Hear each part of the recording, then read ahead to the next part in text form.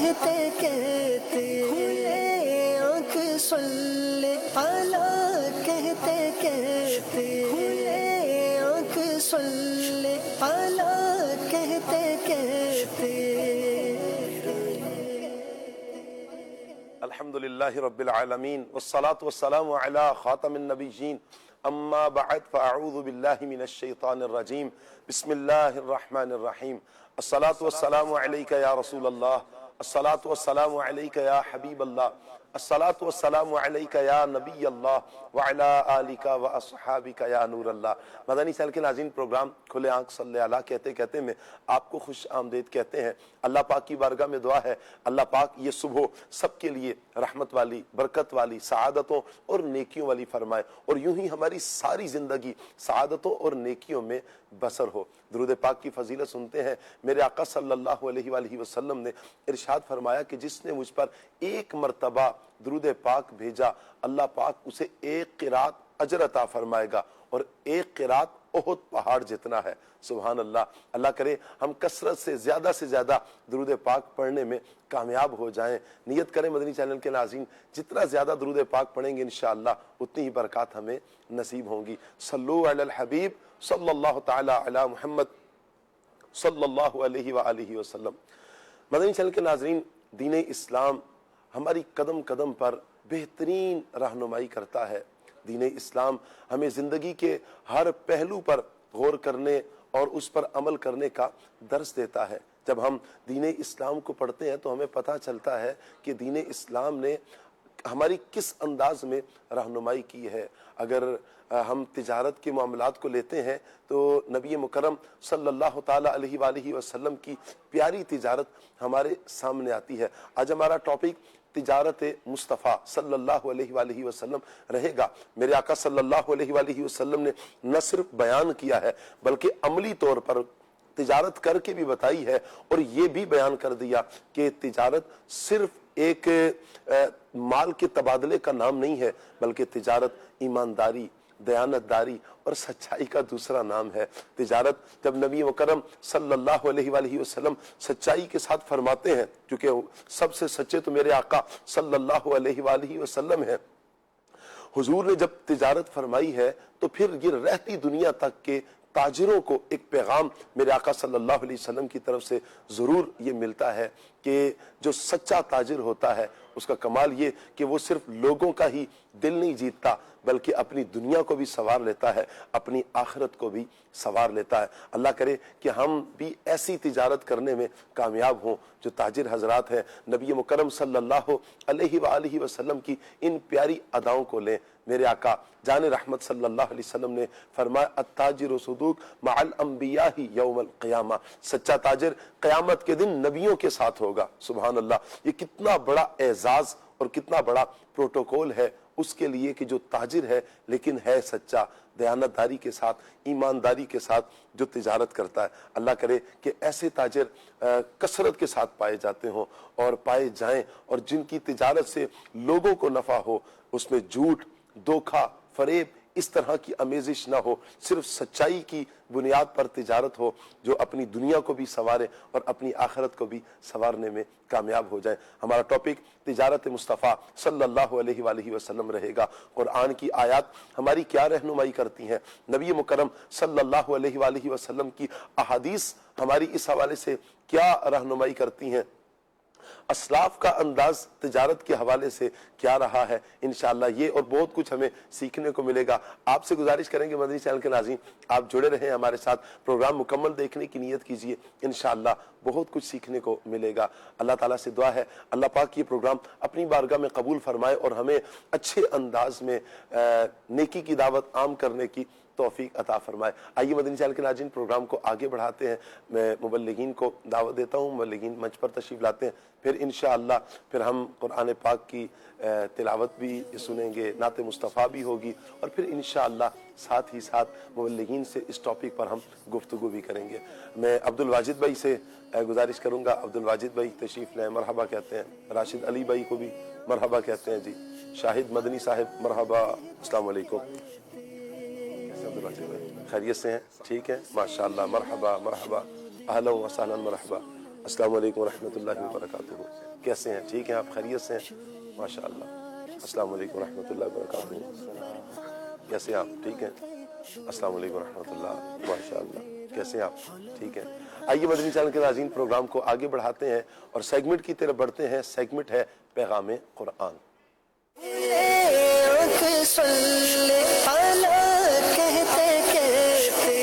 اعوذ باللہ من الشیطان الرجیم. میں اللہ تعالیٰ کی پناہ میں آتا ہوں شیطان مردود سے. بسم اللہ الرحمن الرحیم. اللہ کے نام سے شروع جو نہایت مہربان رحم والا. الحمد للہ رب العالمین الرحمن الرحیم مالک یوم الدین. سب خوبیاں اللہ کو جو مالک سارے جہان والوں کا، بہت مہربان رحمت والا، روز جزا کا مالک. ایاک نعبد و ایاک نستعین. ہم تجھی کو پوجیں اور تجھی سے مدد چاہیں. اہدنا الصراط المستقیم صراط الذین انعمت علیہم غیر المغضوب علیہم ولا الضالین.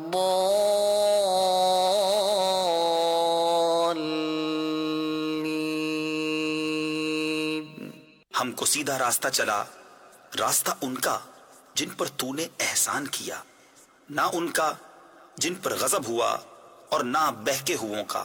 صدق اللہ العظیم. سبحان اللہ. اللہ پاک نور قرآن سے ہم سب کے سینوں کو منور فرمائے اور قرآن و سنت کے مطابق اللہ پاک ہمیں اپنی زندگی بسر کرنے کی توفیق عطا فرمائے. مدنی چینل کے ناظرین، یقیناً جنہوں نے قرآن کے ساتھ اپنا تعلق مضبوط کیا، قرآن کے ساتھ اپنا رشتہ مضبوط کیا ہے، اللہ تعالیٰ نے انہیں دنیا میں بھی رنگ لگائے، برکتیں عطا فرمائی، سعادتیں عطا فرمائی، اور پھر آخرت میں بھی انہی افراد کی چاندنی ہے، کیونکہ قرآن کے ساتھ رشتہ مضبوط ہے. قرآن ہی وہ بہترین اللہ پاک کی کتاب ہے کہ جو ہمیں یوں کہیں کہ پیدائش سے لے کر دنیا سے جانے تک کے ہر معاملے میں ہماری رہنمائی کرتا ہے. قرآن کو اگر ہم پڑھتے ہیں تو قرآن ہی ہمیں بتاتا ہے کہ اللہ تبارک و تعالیٰ نے جو دین اسلام ہمیں عطا فرمایا، وہ دین کہ جو اللہ کے نزدیک پسندیدہ دین ہے، اور پھر اس دین میں جو ہم ایک اہم ترین پہلو ہے، بہت سے پہلوؤں پر اگر دیکھا جائے تو دین اسلام کے مختلف پہلو ہیں. عبادات کا ایک پہلو ہے، معاملات کا ایک پہلو ہے، لیکن نبی مکرم صلی اللہ تعالیٰ علیہ وآلہ وسلم کا دنیا میں تشریف لانا اور ان سارے پہلوؤں پر نبی پاک علیہ السلام کا رہنمائی فرمانا، اور پھر بالخصوص تجارت کے معاملے میں نبی مکرم صلی اللہ علیہ وسلم کا رہنمائی فرمانا، قرآن کی آیات ہماری رہنمائی کرتی ہیں. اس حوالے سے بس ہم پر لازم ہے کہ ہم قرآن پاک سے اپنا رشتہ مضبوط کر لیں. ہمارا جتنا تعلق، جتنا رشتہ قرآن کے ساتھ مضبوط ہوگا، ہم اتنے ہی کامیاب ہوں گے. ایسے افراد کی آپ مدنی چینل کے ناظرین غور کریں کتنی ضرورت ہے، اور ایسے افراد ایسا نہیں ہے کہ ناپید ہو چکے ہیں کہ جو سچے تاجر ہوں گے، سچائی پر جن کی تجارت ہوگی وہ ختم ہو چکے ہیں، ایسا نہیں ہے. بہت سے افراد اس طرح کے ملتے ہیں کہ جو سچی تجارت کرنے والے ہیں، سچائی پر مبنی معاملات کرنے والے ہیں، لیکن وہیں پر اگر ہم دوسری طرف نگاہ اٹھاتے ہیں، دوسری طرف اگر ہم دیکھتے ہیں تو بہت سے افراد ایسے بھی ملتے ہیں جو اپنے ہی مسلمانوں کو دھوکہ دے رہے ہوتے ہیں، جو اپنے ہی مسلمانوں کے ساتھ فریب کرتے ہیں، جو اپنے ہی مسلمان کے ساتھ جھوٹ بولتے ہیں، جھوٹی قسمیں کھا کر وہ اپنا مال بیچ لیتے ہیں. اب غور تو کریں کہ کیا کوئی یہ پسند کرتا ہے کہ مجھے دھوکہ ہو؟ یعنی ہر بندہ اپنی ذات پر غور کرے تو کوئی یہ نہیں چاہتا کہ اس کے ساتھ جھوٹ بولا جائے، کوئی یہ نہیں چاہتا کہ اسے دھوکہ دیا جائے، کوئی یہ نہیں چاہتا کہ اس کے ساتھ ایسا برا سلوک کیا جائے یا اسے ایسی چیز دے دی جائے. بتائی کچھ تھی، دی کچھ دی کچھ، ایسا کوئی بھی نہیں چاہتا. ہر مسلمان کی چاہت، ہر بندے کی چاہت یہی ہے، ہوتی ہے اور ہونی بھی یہی چاہیے کہ ہمیں کوئی دھوکہ نہ دے. جب ہم اپنے بارے میں یہ ذہن رکھتے ہیں کہ ہمیں کوئی دھوکہ نہ دے تو ہم کسی کے بارے میں کیوں یہ سوچ لیتے ہیں کہ فلاں کو ہم دھوکہ دے لیں گے؟ وہ بڑی پیاری کسی نے بات کی نا، جب ہم کسی کی طرف انگلی کا اشارہ کرتے ہیں تو 3 انگلیاں اپنی طرف بھی اشارہ کرتی ہیں. ہمیں اپنی ذات میں بھی تو غور کرنا ہے، ہمیں اپنی ذات میں بھی غور کرنا ہے. اور یہ صرف تجارت میں ہی نہیں، ہر معاملے میں ہم دیکھیں کہ ہماری ذات سے کسی مسلمان کو تکلیف نہ ہو، کوئی مسلمان دھوکے میں نہ چلا جائے. اللہ نہ کرے کہ اس طرح کی کیفیات بنے. جب اس طرح کی کیفیات ہوں گی تو آپ سوچیں معاشرے کا نظام کس قدر دھرم بھرم ہوگا. جب جس معاشرے میں سچائی نہیں، جس معاشرے میں دیانت داری نہیں، جس معاشرے میں امانت داری نہیں، جس معاشرے میں سچائی یہ معاملات نہیں ہو، آپ سوچیں کہ اس معاشرے کا حال کیا ہوگا. اس معاشرے کا بگاڑ کس قدر زیادہ ہوگا، کتنا بگڑ جائے گا، تباہ و برباد ہو جائے گا وہ معاشرہ. اللہ اکبر. تو ہمیشہ معاشرے جو معاشرے قائم رہتے ہیں، جن معاشروں کا امن قائم رہتا ہے، ان معاشروں میں سچائی وہ ہے کہ جو صف اول میں نظر آتی ہے. وہ افراد سچ بولنے والے ہوتے ہیں، وہ سچ کے ساتھ ساتھ دیانت دار ہوتے ہیں، امانت دار ہوتے ہیں. جبھی ان معاشروں میں امن قائم ہوتا ہے. اور جب ہم دیکھتے ہیں کہ امن بیڑا غرق ہو رہا ہے، امن تباہ ہو رہا ہے، اس کی وجہ کیا ہے؟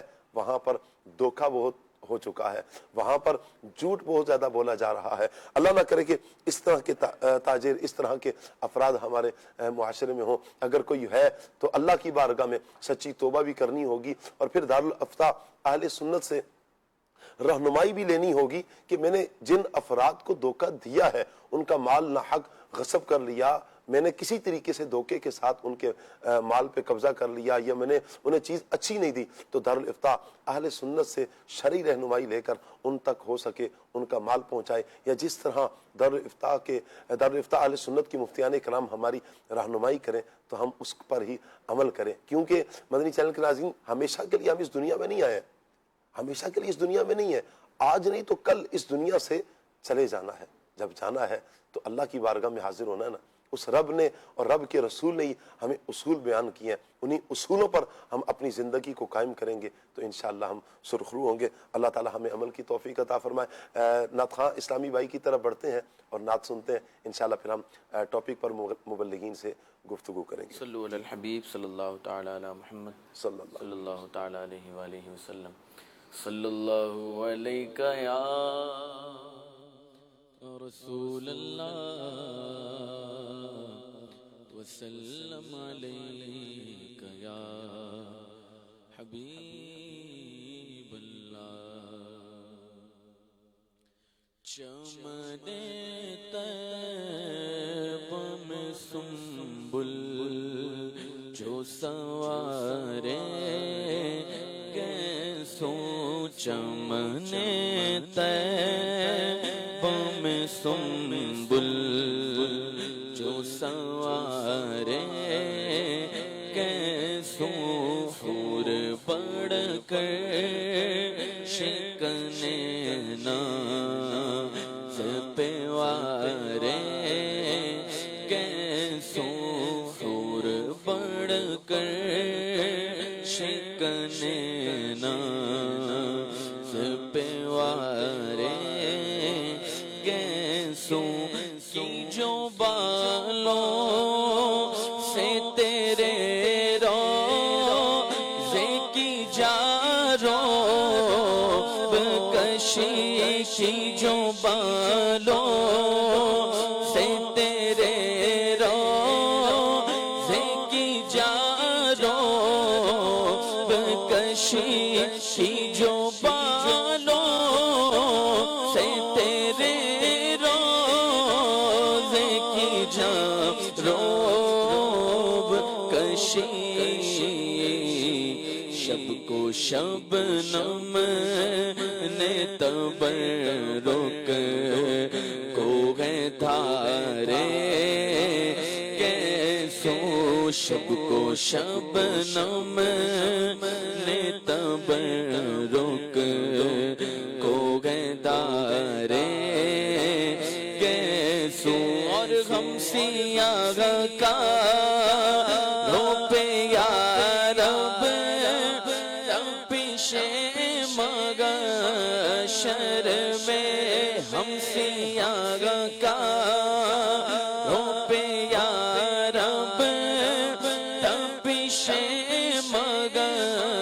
محشر میں ہم سیاہ کاروں پہ یا رب تپش میں گشر میں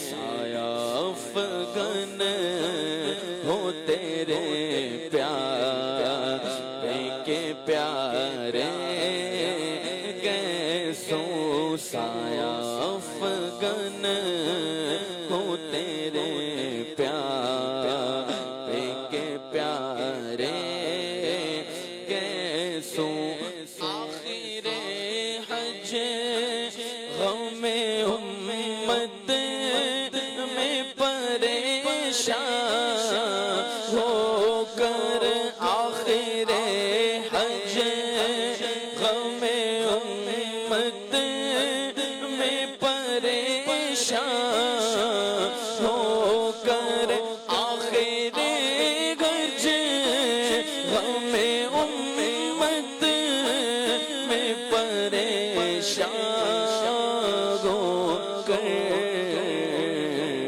تیرا بختوں کی شفاعت کو سدھارے گیسوں تیرا بختوں کی شفاعت کو سدھارے گیسوں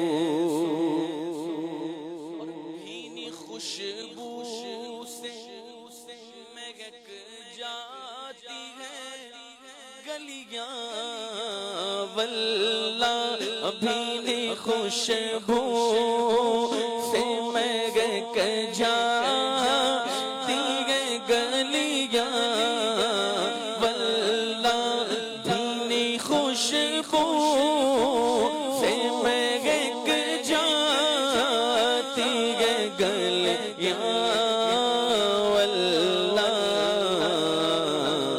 ایسے پھولوں میں بسائے ہیں تمہارے گیسوں کیسے پھولوں میں بسائے کیسے پھولوں میں بسائے ہیں تمہارے گیسوں سلسلہ پاک شفاعت کا جھکے پڑتے گئے سلسلہ پاک شفاعت کا جھکے پڑتے گئے سلسلہ پاک شفاعت کا جھکے پڑتے گئے سجدہ شکر کے کرتے اشارے گیسوں سجدہ شکر کے کرتے اشارے گیسوں شانہ ہے پنجائے قدرت تیرے بالوں کے لیے شانہ ہے پنجائے قدرت تیرے بالوں کے لیے شانہ ہے پنجائے قدرت تیرے بالوں کے لیے کیسے ہاتھوں نے شغاتے سوارے گیسوں کیسے ہاتھوں نے شغاتے سوارے گیسوں تارے شیراز مجموعے کون شیراز آئے مجموع آئے کونین گئے یار شیراز آئے مجموع آئے کونین گئے حال کھل جائے جو ایک دم میں کنارے گئے سو حال کھل جائے جو ایک دم ہو کنارے گئے سو تو تیل کی بو ٹپکتی نہیں بالوں سے رضا دل کی بو ٹپکتی نہیں بالوں سے رضا دل کی بو ٹپکتی نہیں بالوں سے رضا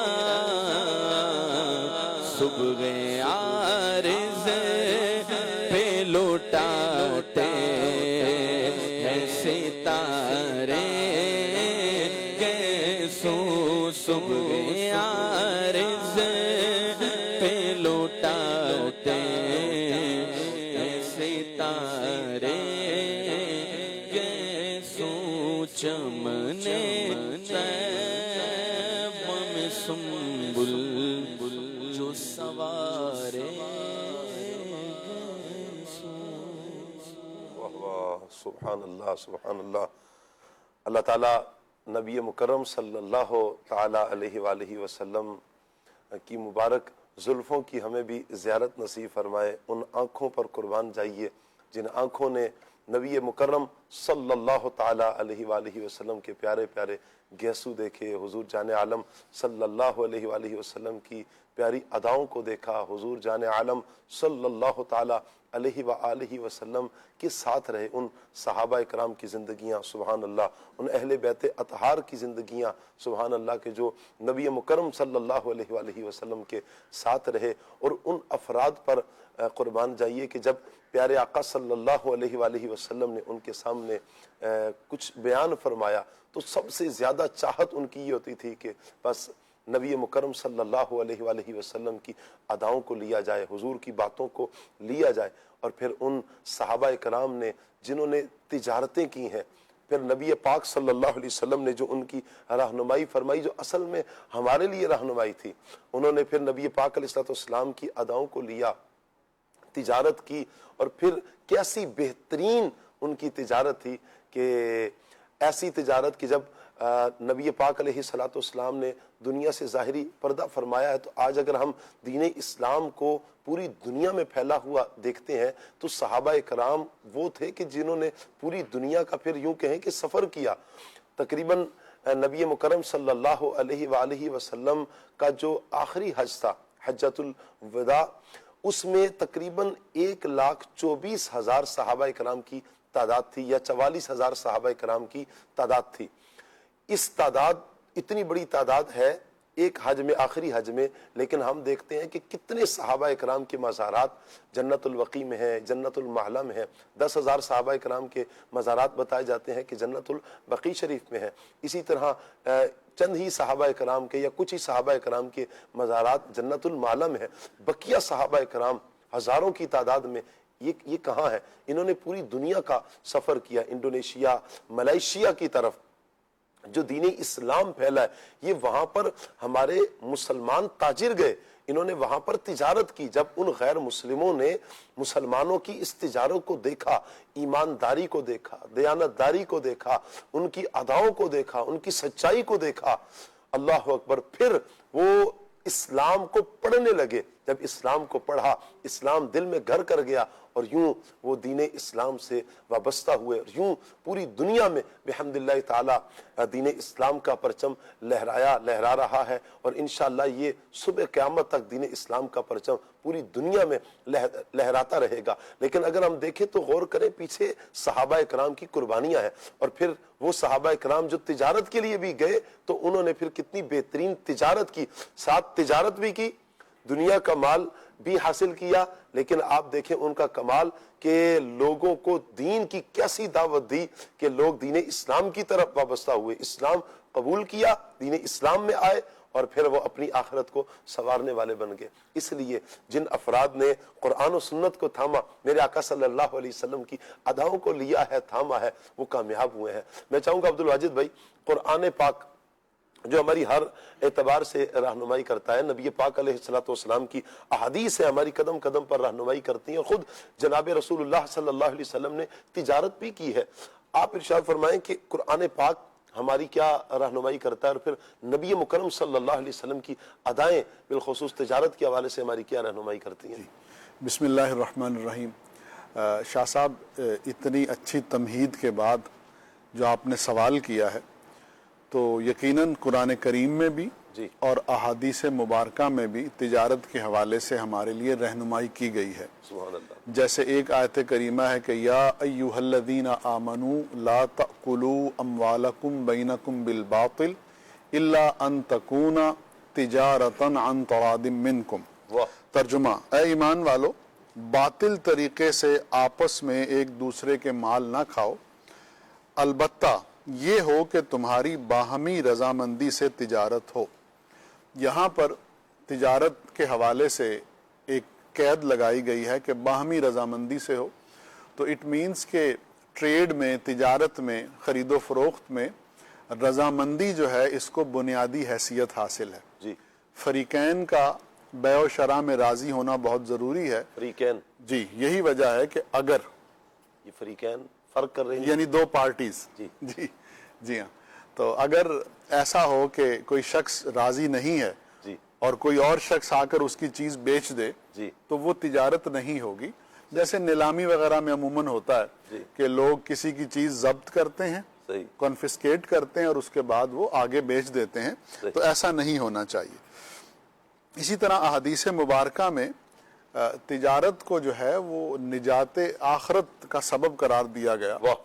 حضور فرماتے ہیں کہ التاجر الصدوق الامین مع النبیین والصدیقین والشہداء، یعنی سچا امانت دار تاجر انبیاء، صدیقین اور شہداء کے ساتھ ہوگا۔ سبحان اللہ۔ یہ جو سچا اور امین کہا گیا، تو اس میں جو بات سمجھ میں آتی ہے شاہ صاحب، جس کی طرف آپ نے بھی پہلے اشارہ کیا، وہ یہ ہے کہ تجارت میں صداقت بہت مشکل ہے۔ اچھا، آپ کوئی چیز بیچ رہے ہیں تو اب آپ کے لیے بعض اوقات مشکل ہو جاتا ہے اس چیز کے بارے میں صحیح معلومات دینا۔ کیوں؟ کیونکہ سامنے والا اگر اس میں کوئی عیب ہوگا تو وہ اس سے پیچھے ہٹ جائے گا۔ تو بعض اوقات تاجر کو کسی وجہ سے اس کی قیمت پہ کمپرومائز کرنا پڑتا ہے، اور بظاہر اس کو نفع میں نقصان ہو رہا ہوتا ہے، لیکن وہ نفع میں نقصان کو برداشت نہیں کرتا اور جھوٹ بولتا ہے، سچائی سے گریز کرتا ہے، اور دنیا میں تو وہ 4 پیسے کما لے گا لیکن اس کی آخرت برباد ہو جائے گی۔ اور اس کے برعکس اگر کوئی شخص صادق ہے، سچا ہے، تاجر سچائی کے ساتھ معاملہ کرتا ہے اور امانت دار بھی ہے، تو حضور نے کیا بشارت ارشاد فرمائی کہ مع النبیین والصدیقین والشہداء، کہ وہ نبیوں کے ساتھ، صدیقوں کے ساتھ اور شہداء کے ساتھ ہوگا۔ اسی طرح سے ایک اور حدیث مبارکہ ملاحظہ فرمائیں کہ حضرت حذیفہ رضی اللہ تعالیٰ عنہ سے روایت ہے کہ نبی کریم صلی اللہ تعالیٰ علیہ وآلہ وسلم نے ارشاد فرمایا، تم سے پہلے لوگوں میں ایک شخص تھا جس کے پاس اس کی روح قبض کرنے فرشتہ آیا، تو اس سے کہا گیا کہ کیا تو نے کوئی نیکی کی ہے؟ وہ بولا میں نہیں جانتا۔ اس سے کہا گیا کہ غور کر، تو کہنے لگا کہ اس کے سوا اور میں کچھ نہیں جانتا کہ میں دنیا میں لوگوں سے تجارت کرتا تھا، اور اگر میں نے کسی سے پیسے لینے ہوتے تھے تو امیر کو میں مہلت دیتا تھا اور غریب کو معاف کر دیتا تھا۔ تو حضور فرماتے ہیں کہ اس پر اللہ کریم جو ہے وہ فرشتوں سے ارشاد فرمائے گا کہ اس بندے سے درگزر کرو، یعنی اس کو معاف کر دو، اس کے لیے آسانی کرو۔ سبحان اللہ۔ تو آپ دیکھیں کہ تجارت ہو اور اس تجارت میں جو لین دین ہوتا ہے اس میں بعض اوقات ایسا معاملہ ہو جاتا ہے کہ آدمی کسی سے زیادتی کر جاتا ہے، لیکن یہاں جو ہمیں ترغیب دلانے کے لیے ارشاد فرمایا کہ اگر کسی سے قرض لینا ہے تو اگر وہ امیر بھی ہے تو اس کو مہلت دو، اور اگر غریب ہے اور تمہاری استطاعت میں ہے تو تم اس کو معاف بھی کر سکتے ہو۔ اچھا، جہاں تاجروں کی یہ اچھی صفات کے بارے میں گفتگو ہوئی، وہیں شاہ صاحب ایک حدیث کہتی ہے کہ قیامت کے دن تاجر فاسق اٹھائے جائیں گے، اللہ اکبر، سوائے اس تاجر کے جو اللہ عز و جل سے ڈرے، بھلائی کرے اور سچ بولے۔ اب یہاں فاسق کے حوالے سے یاد رہے کہ ایک ہوتا ہے کافر، یہ برائی کا سب سے بڑا درجہ ہے، صحیح، کفر جو ہے یہ برائی کا سب سے بڑا درجہ ہے، العیاذ باللہ، اس کے بعد فاسق کا درجہ آتا ہے۔ صحیح۔ اب یہاں پر میں فقہی فاسق کی تعریف پر نہیں جاتا، لیکن فاسق وہ ہے جو بہت گنہگار ہے، بہت بدکار ہے، بہت فاجر ہے، اور جو اللہ کی نافرمانی کرنے والا ہے۔ صحیح۔ تو اگر تاجر ان صفات سے محروم ہے کہ جو حدیث میں بیان کی گئی ہیں، تو اس کے بارے میں یہ وعید ہے کہ وہ قیامت کے دن بڑے بڑے گناہگاروں کے ساتھ اٹھایا جائے گا۔ تو اللہ کریم جو ہے وہ رحم فرمائے۔ تو جو بھی تجارت کرے تو کچھ چیزیں ایسی ہیں جن کا اس شخص کے اندر پائے جانا ضروری ہے، ان میں سے سب سے پہلی چیز یہ ہے کہ وہ تجارت کے شرعی احکام کو جانتا ہو، یہ بہت ضروری بات ہے۔ اب آپ دیکھیں بہت سے لوگ تجارت کر رہے ہوتے ہیں اور ان کو پتہ نہیں ہوتا اور وہ سود میں مبتلا ہو جاتے ہیں۔ معاذ اللہ۔ اسی طرح سے بہت سے لوگ تجارت کر رہے ہوتے ہیں اور وہ ایسی چیزیں بیچ رہے ہوتے ہیں جن کے وہ خود مالک نہیں ہوتے، یا وہ چیزیں ان کے قبضے میں نہیں ہوتی۔ تو یہ بھی جو صورتیں ہیں یہ ان کا جاننا بہت ضروری ہے تاکہ آدمی ناجائز اور گناہ والی صورت سے بچے اور جو جائز صورت ہے اس کے ساتھ تجارت کرے۔ اللہ اکبر۔ لیکن عبد الواجد بھائی، یہ جو آپ نے شروع میں گفتگو کے آغاز میں کہا نا کہ سچ کے ساتھ، آج تو سچ بولیں گے تو عبد الواجد بھائی مال تو نہیں بکے گا۔ وہ پہلے کی بات ہے کہ وہاں پر امانت دار تاجر تھے، یہ کہا جاتا ہے۔ سارے میں کہوں گا یہ سارے ایسے نہیں ہوتے ہیں، لیکن جو کرتے ہیں معاذ اللہ ان کی طرف سے یہ ہوتا ہے کہ آج اگر سچ بولیں گے تو مال ہی نہیں بکے گا، تو ہم نے جو اتنا لیا ہوا یہ تو خراب ہو جائے گا، اسے بھی تو بیچنا ہی ہے نا ہم نے، کیا کریں پھر؟ جی یہی آزمائش ہے، اور اسی سچ بولیں گے پھر نفع نہیں ہوگا۔ ہاں جی، یہی آزمائش ہے، اسی سے گزرنا ہے، اور اسی پر آپ کو وہ نعمتیں، وہ برکتیں، وہ سعادتیں ملیں گی جن کا آپ کے ساتھ حدیث مبارکہ میں وعدہ کیا گیا۔ بات ہے، نبیوں کے ساتھ اٹھنا، صدیقین کے ساتھ اٹھنا، شہداء کے ساتھ اٹھنا، یہ کوئی معمولی مقام ہے، یہ بہت بڑا مقام ہے۔ تو آزمائش تو ہے، لیکن پھر یہ کہنا کہ اسی میں نقصان ہو جاتا ہے تو ایسا نہیں ہے۔ اگر آپ سچے ہیں تو اللہ تعالیٰ آپ کے لیے ایسے ایسے رستے کھولتا ہے، ایسے ایسے انتظام فرماتا ہے کہ خود آپ کی عقل دنگ رہ جاتی ہے۔ آدمی یہ سوچے کہ جب اللہ کریم جو پوری کائنات کا رازق ہے، جب وہ کافروں کو رزق دے رہا ہے تو وہ پھر سچے مومن تاجر کو کیسے رزق نہیں دے گا؟ اس کی شان رحیمی کریمی تو یہ ہے کہ جو اس کے رستے پر چلتا ہے تو وہ اس کو زیادہ نوازتا ہے۔ تھوڑے وقت کے لیے ایک آدھے سودے میں آزمائش ہوگی، لیکن اگر کوئی تاجر یہ مشہور ہو جائے کہ وہ سچا ہے اور وہ جھوٹ نہیں بولتا، جو بات ہو وہ سیدھی سیدھی بتا دیتا ہے، تو آپ یہ دیکھیں گے کہ اس سچے تاجر کے پاس گاہکوں کی، کسٹمرز کی لائن لگی ہوگی۔ اور جو جھوٹ بولتا ہے، جو جھوٹ بول کر وقتی طور پر فائدہ اٹھا لیتا ہے، اس کے بارے میں آپ دیکھیں گے کہ جو گاہک ایک دفعہ اس کے پاس آئے گا وہ پلٹ کر نہیں آئے گا۔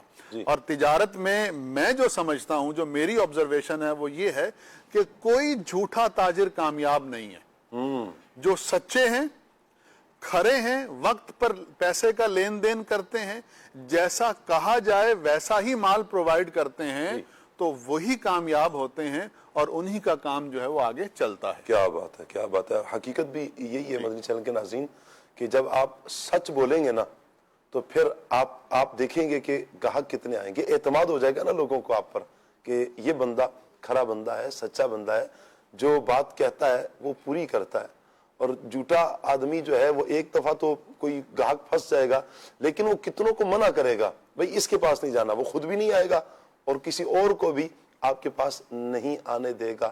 نقصان کیا ہوگا کہ آپ اکیلے دکان میں بیٹھے رہیں گے اور جو ساتھ والا سچا تاجر ہے اس کی دکان میں رش لگا رہے گا. آج کا یہ ٹاپک مدنی چینل کے ناظرین یہ ایک اویئرنس ہے, ہمیں بتایا جا رہا ہے, ہم سمجھیں کہ حقیقت یہی ہے. آپ دیکھیں کہ ہم اپنی بات کرنا, ہم ایک عوامی اعتبار سے اگر ہم بات کریں تو ہم ایک کسٹمر کی حیثیت رکھتے ہیں. تو ہم جب آپ کے پاس آئیں گے, ایک تاجر کے پاس, ایک دکاندار کے پاس آتے ہیں, ایون کہ ایک ریڑی والے کے پاس آئیں, ایک مال میں چلے جائیں, کہیں بھی ہم چلے جائیں, تو ہم کس نظریے سے آئیں گے؟ ہم ایسے بندے کا انتخاب کریں گے کہ یہ چیز لینی ہے نا, ہم نے فروٹ بھی لینا ہے نا, تو ہماری کوشش ہوگی کہ اچھا فروٹ لیں. ہم نے کپڑے لینے ہیں تو اچھے کپڑے لینے ہیں. ہم نے فلاں چیز لینی ہے, اچھی چیز لینی ہے. اگر سوئی تک بھی اگر ہم نے لینی ہے نا, سوئی سے لے کر گاڑی تک کوئی بھی چیز ہے ہماری, بڑی سے بڑی چیز ہے, چھوٹی چھوٹی چیز ہے, ہم لینے کے لیے اس کا انتخاب کریں گے جو امانت دار ہوگا, جو سچا آدمی ہوگا, اسی کا انتخاب کریں گے. وگرنہ تو دھوکے والوں سے بندہ پیچھے ہٹ رہا ہوتا ہے, ایسے پھر افراد کو لے رہا ہوتا ہے کہ یار آپ دیکھو نا, آپ ذرا سرچ کرو کون ہے سچا آدمی. سچے آدمی آپ کے ساتھ کتنی مرتبہ ہوا ہوگا, آپ نے موبائل لینا بالفرض, آپ کتنے دوستوں کے پاس گئے ہوں گے مدنی چینل کے ناظرین کہ دیکھو نا کوئی سچا آدمی بتاؤ, میں نے موبائل لینا ہے, کوئی دھوکہ نہ دے مجھے, 2 نمبر چیز نہ دے دے, خراب چیز نہ دے دے, اچھے اگر پیسے لے رہا ہے تو چیز بھی اچھی ہونی چاہیے. ایسے افراد کی تلاش ہوتی ہے. آپ سوچیں کہ تلاش ہوتی ہے. اگر ہر تاجر ہی اچھا ہو جائے, سچا ہو جائے, آپ خود سوچیں کہ کتنا بہترین نظام بن جائے گا. راشد بھائی کچھ فضائل ماشاءاللہ عبد الواجد بھائی نے بیان کیے, میں چاہوں گا کہ ایک تو کچھ مزید فضائل بھی آپ بیان فرمائیں اور پھر تجارت کی اہمیت پر کچھ روشنی ڈالیں کہ تجارت کیوں ضروری ہے. جی بسم اللہ الرحمن الرحیم. عبد الواجد بھائی نے ماشاءاللہ احادیث اور قرآن مجید کی آیت مبارکہ کے تناظر میں بیع و شراء یعنی خرید و فروخت کی اہمیت اور فضائل کے حوالے سے گفتگو کی. قرآن مجید کی جو آیت مبارکہ عبد الواجد بھائی نے ذکر فرمائی, اس میں بنیادی طور پر جو ایک شرط ذکر کی گئی کہ جو بھی خرید و فروخت کا معاملہ ہوگا تو خریدنے والا اور بیچنے والا ان دونوں کی باہمی رضامندی ضروری ہے. یعنی کہ سودا ایسا نہ ہو کہ خریدنے والے کو یا بیچنے والے کو کسی قسم کا مالی نقصان ہو رہا ہو, دونوں کو نقصان سے بچانا یہ لازم ہے. تو جہاں بھی نقصان آئے گا اور شریعت اس کی ممانعت کرے گی تو پھر وہ خرید و فروخت جو ہے وہ ناجائز ہو جائے گی. لیکن یہاں ایک تیسری چیز بھی ہے جو دیگر احادیث دیگر آیات سے شرعی دلائل سے سامنے آتی ہے. ایک تو یہ ہے کہ خریدنے والا یا بیچنے والا راضی نہیں ہے اور اس کو نقصان ہو رہا ہے. راضی نہ ہونے کی بنیادی وجہ یہی ہوتی ہے کہ نقصان لاس ہو رہا ہے, اور شریعت یہ ہرگز گوارا نہیں کرتی کہ کسی کو نقصان ہو. یہ حدیث پاک میں اسلام کا حسن اور اصول بیان کیا گیا کہ لا ضرر ولا ضرار. اس کا ایک مفہوم اور خلاصہ یہ ہے کہ نہ کسی کو نقصان پہنچاؤ اور نہ کسی سے نقصان اٹھاؤ. تو دونوں ہی چیزوں کی رعایت کرنی ہوتی ہے. لیکن بعض اوقات ایسا ہوتا ہے خرید و فروخت میں یا وراثت کے معاملات میں یا دیگر معاملات میں کہ جو فریقین ہیں یعنی دو طرف کے جو افراد ہیں وہ راضی ہوتے ہیں.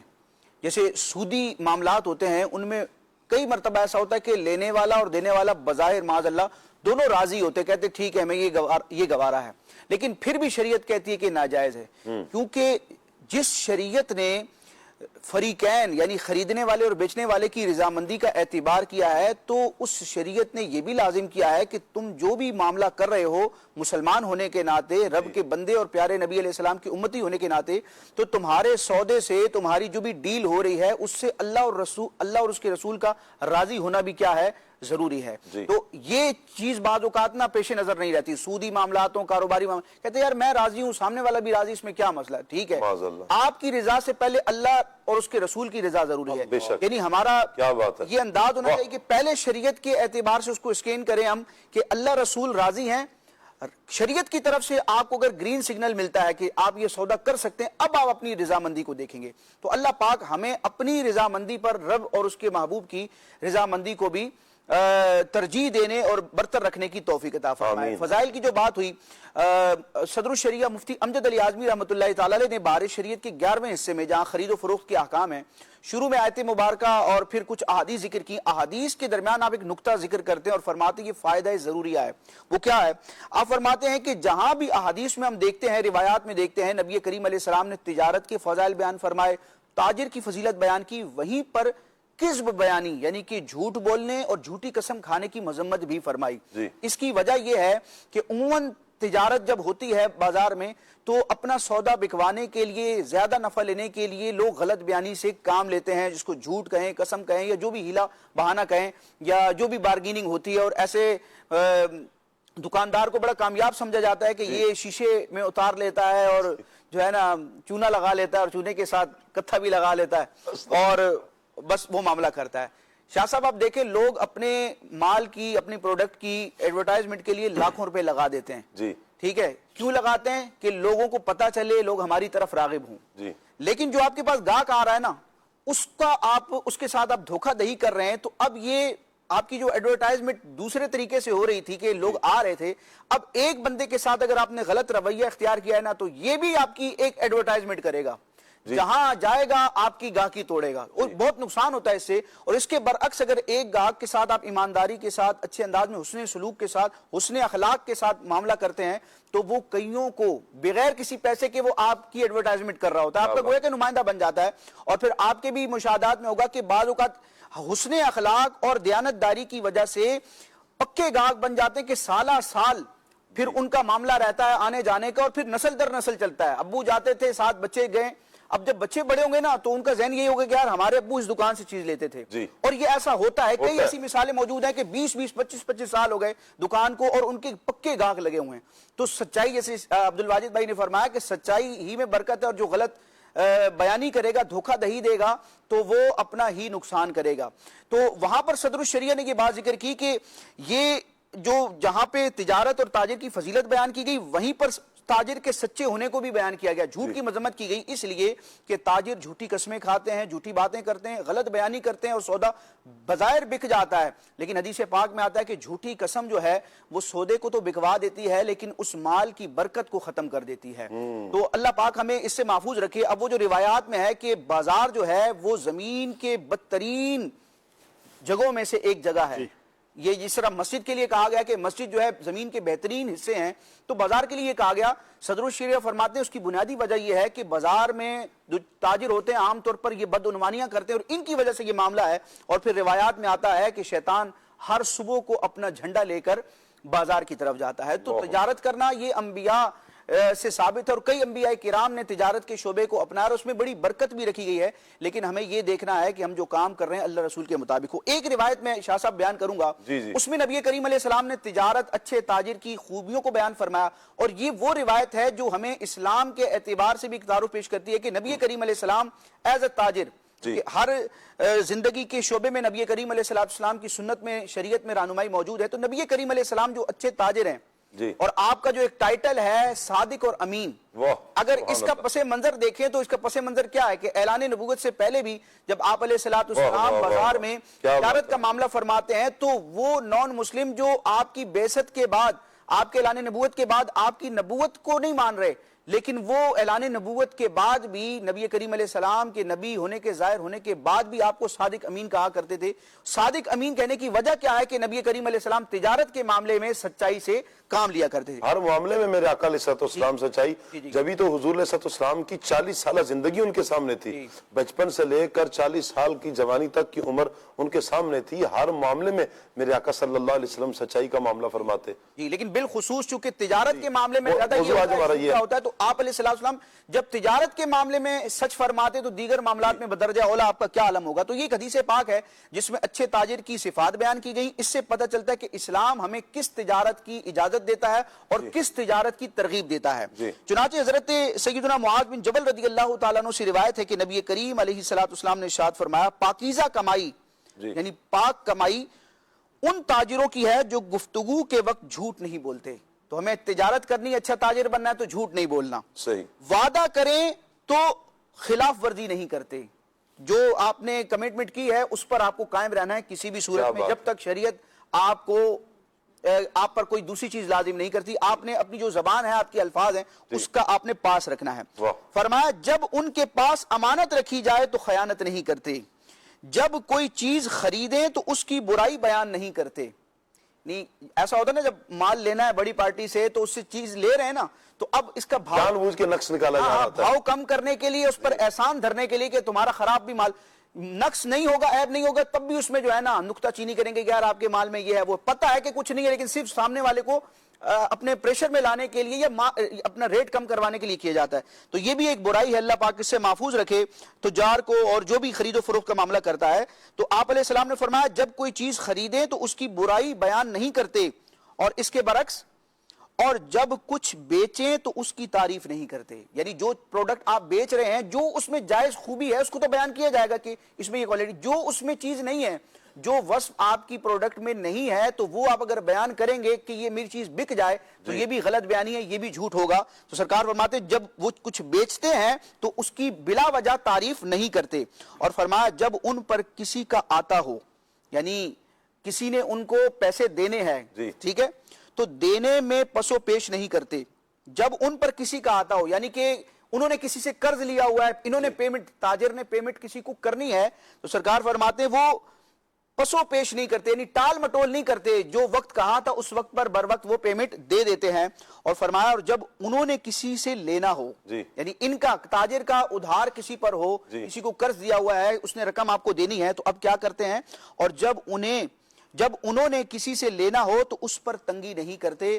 یعنی اگر وہ ایسے حالات میں ہے کہ وہ ابھی پیمنٹ نہیں کر سکتا تو حسن سلوک اور حسن اسلام یہی ہے کہ اس مسلمان بھائی کو مہلت دی جائے. کیا بات ہے، کیا بات ہے، بڑی پیاری روایت آپ نے بیان کی ہے راشد بھائی، اور اس میں دونوں ہی پہلوؤں کو آپ نے ڈسکس کیے. روایت میں اگر گاہک ہے، کسٹمر ہے وہ بھی، اور اگر کوئی تاجر ہے ان کو بھی، دونوں کے لیے رہنما اصول نبی مکرم صلی اللہ علیہ وآلہ وسلم کے بیان کردہ ہیں کہ جب خریدنے والا بھی کس انداز میں خریدے گا. بعض اوقات تاجر تو سچا ہوتا ہے، جو خریدنے والے آتے ہیں یہ بڑے استاد آتے ہیں، یہ بھی بڑے استاد ہوتے ہیں کہ آ کر وہ نقص نکالیں گے، اور بڑی ٹرک کے ساتھ. بعضوں کو بڑا ٹرک ہوتا ہے خریدنے کا، اور وہ کہتے ہیں آج ہم آپ کو دکھائیں گے کیسے خریدتے ہیں، مارکیٹ میں چلتے ہیں.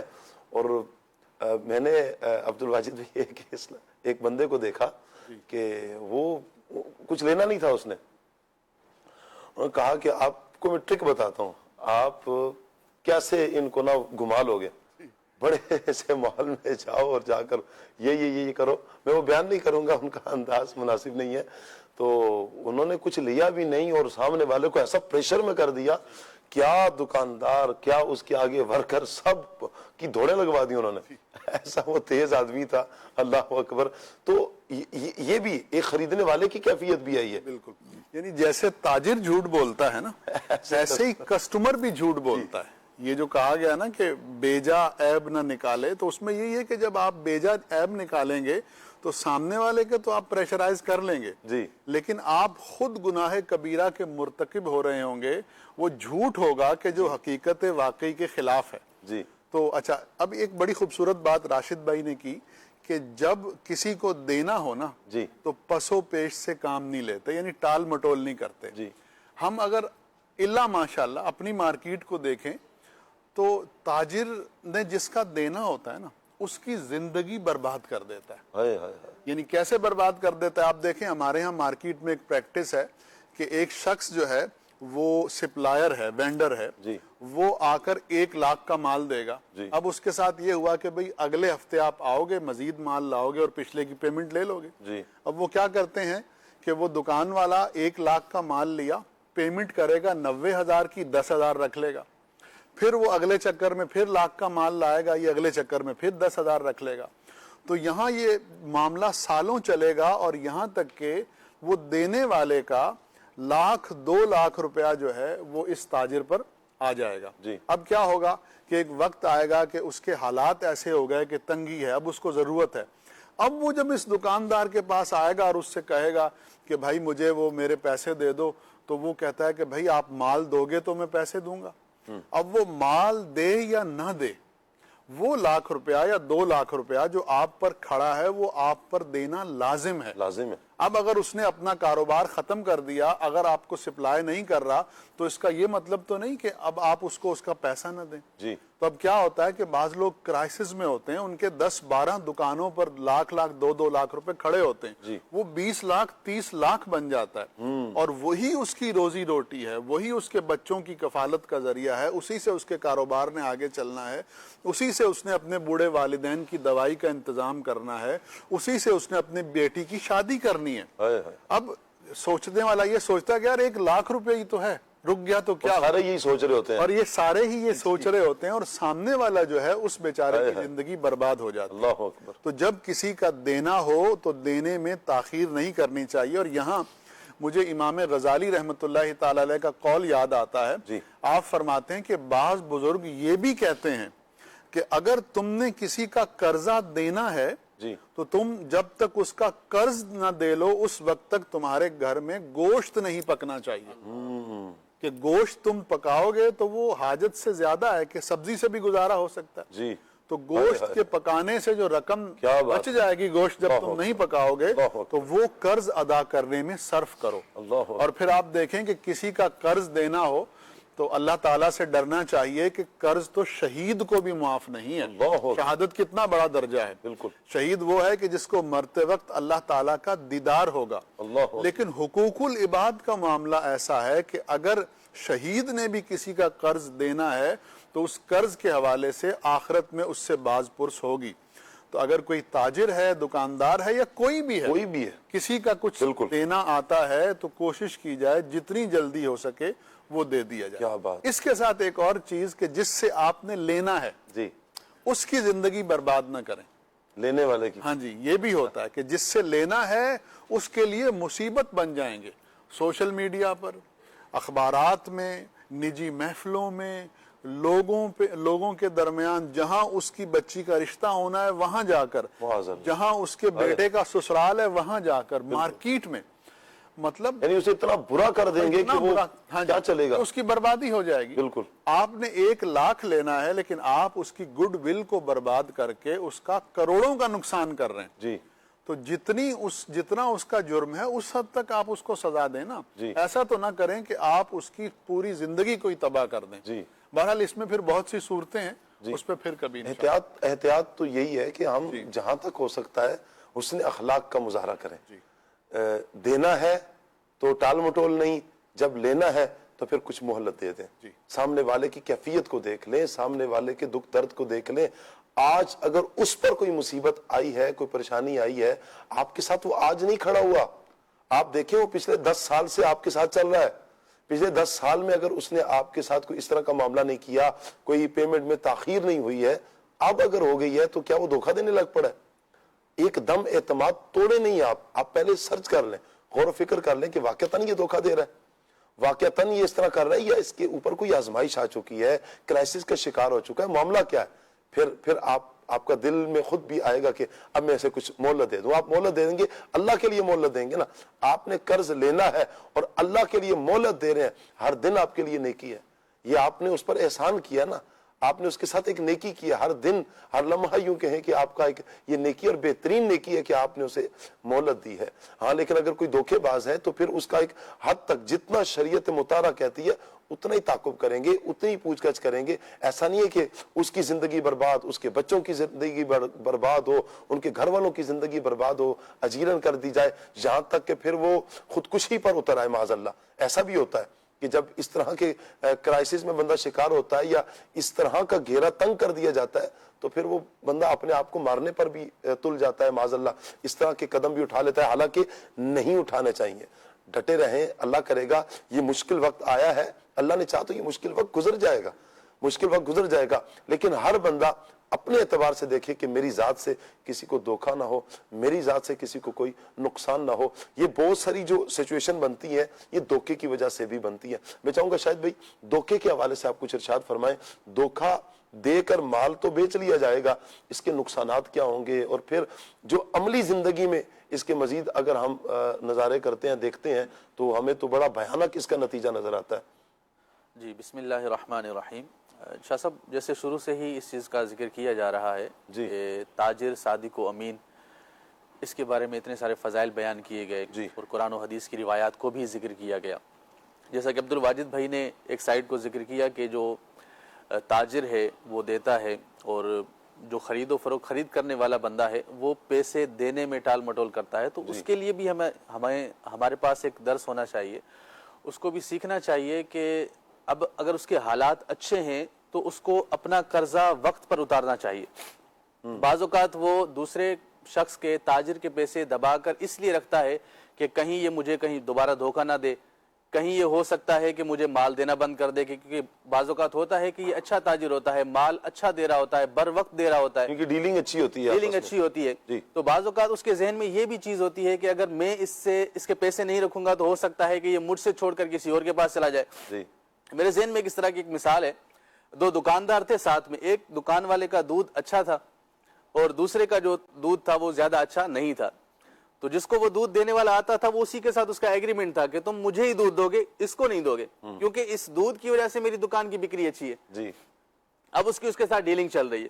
اب وہ دوسرا دکاندار پوری کوشش کرتا ہے کہ یہ جو دودھ اس کو ملتا ہے وہ مجھے بھی مل جائے. تو بعض اوقات دوسرا بندہ یہ چاہ رہا ہوتا ہے کہ یہ جو تاجر ہے اچھا ہے، سچا ہے، ایماندار ہے، تو اس کا تعلق میرے ساتھ بھی قائم ہو جائے، لیکن دوسرا دکاندار بعض اوقات نہیں چاہ رہا ہوتا. تو یہ بھی ایک امانت اور دیانت کی ایک دلیل ہوتی ہے. تو ہمیں دکاندار کو بھی چاہیے کہ وہ اپنا قرض بر وقت اتارے، کہیں ایسا نہ ہو کہ وہ کرائسس میں آ جائے اور بعد میں وہ قرض ادا نہ کر سکے.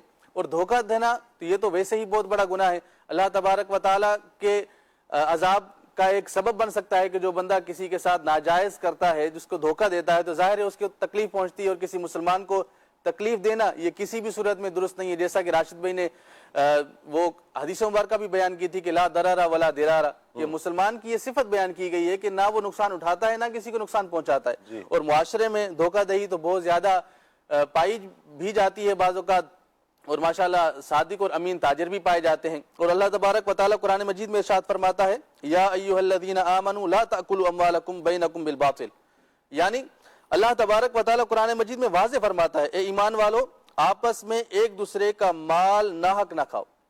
اب یہاں پر یہ واضح طور پر ہمیں سمجھایا گیا کہ کسی کا مال ناحق نہیں کھانا. اس میں دھوکہ کی بھی صورت ہو سکتی ہے کہ کسی کے ساتھ اس انداز سے دھوکہ کیا کہ اس کو مال اچھا نہیں دیا اور پیسے جو ہے وہ اچھے مال کے وصول کر لیے. بعض اوقات جیسے دودھ دینے والے کہتے ہیں، قسمیں اٹھا لیتے ہیں کہ یہ میرا دودھ 100% خالص ہے، لیکن اس کے اندر وہ پھر بھی پانی ملا کر آتا ہے. تو یہ بھی دھوکہ دہی کی صورت ہے. دودھ اچھا ہے، قسم سے اچھا ہے، اللہ کی قسم سے اچھا ہے. بعض اوقات قسمیں اٹھا یہ والی کیفیت ہوتی ہے، اچھا ہے تو 100 کا ہے، قسم سے اچھا ہے تو 120 کا ہے، خدا کی قسم اچھا ہے تو یہ 150 کا ہے.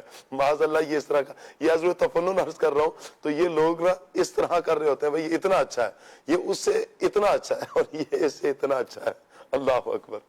تو بالکل جیسے حضور علیہ الصلوۃ والسلام نے بھی اس حدیث اس پر ایک کلام فرمایا، جیسے دھوکہ دہی کی صورت جیسے ملاوٹ دودھ والی ہے، من غش فلیس منا، جس نے ملاوٹ کی وہ ہم میں سے نہیں ہے.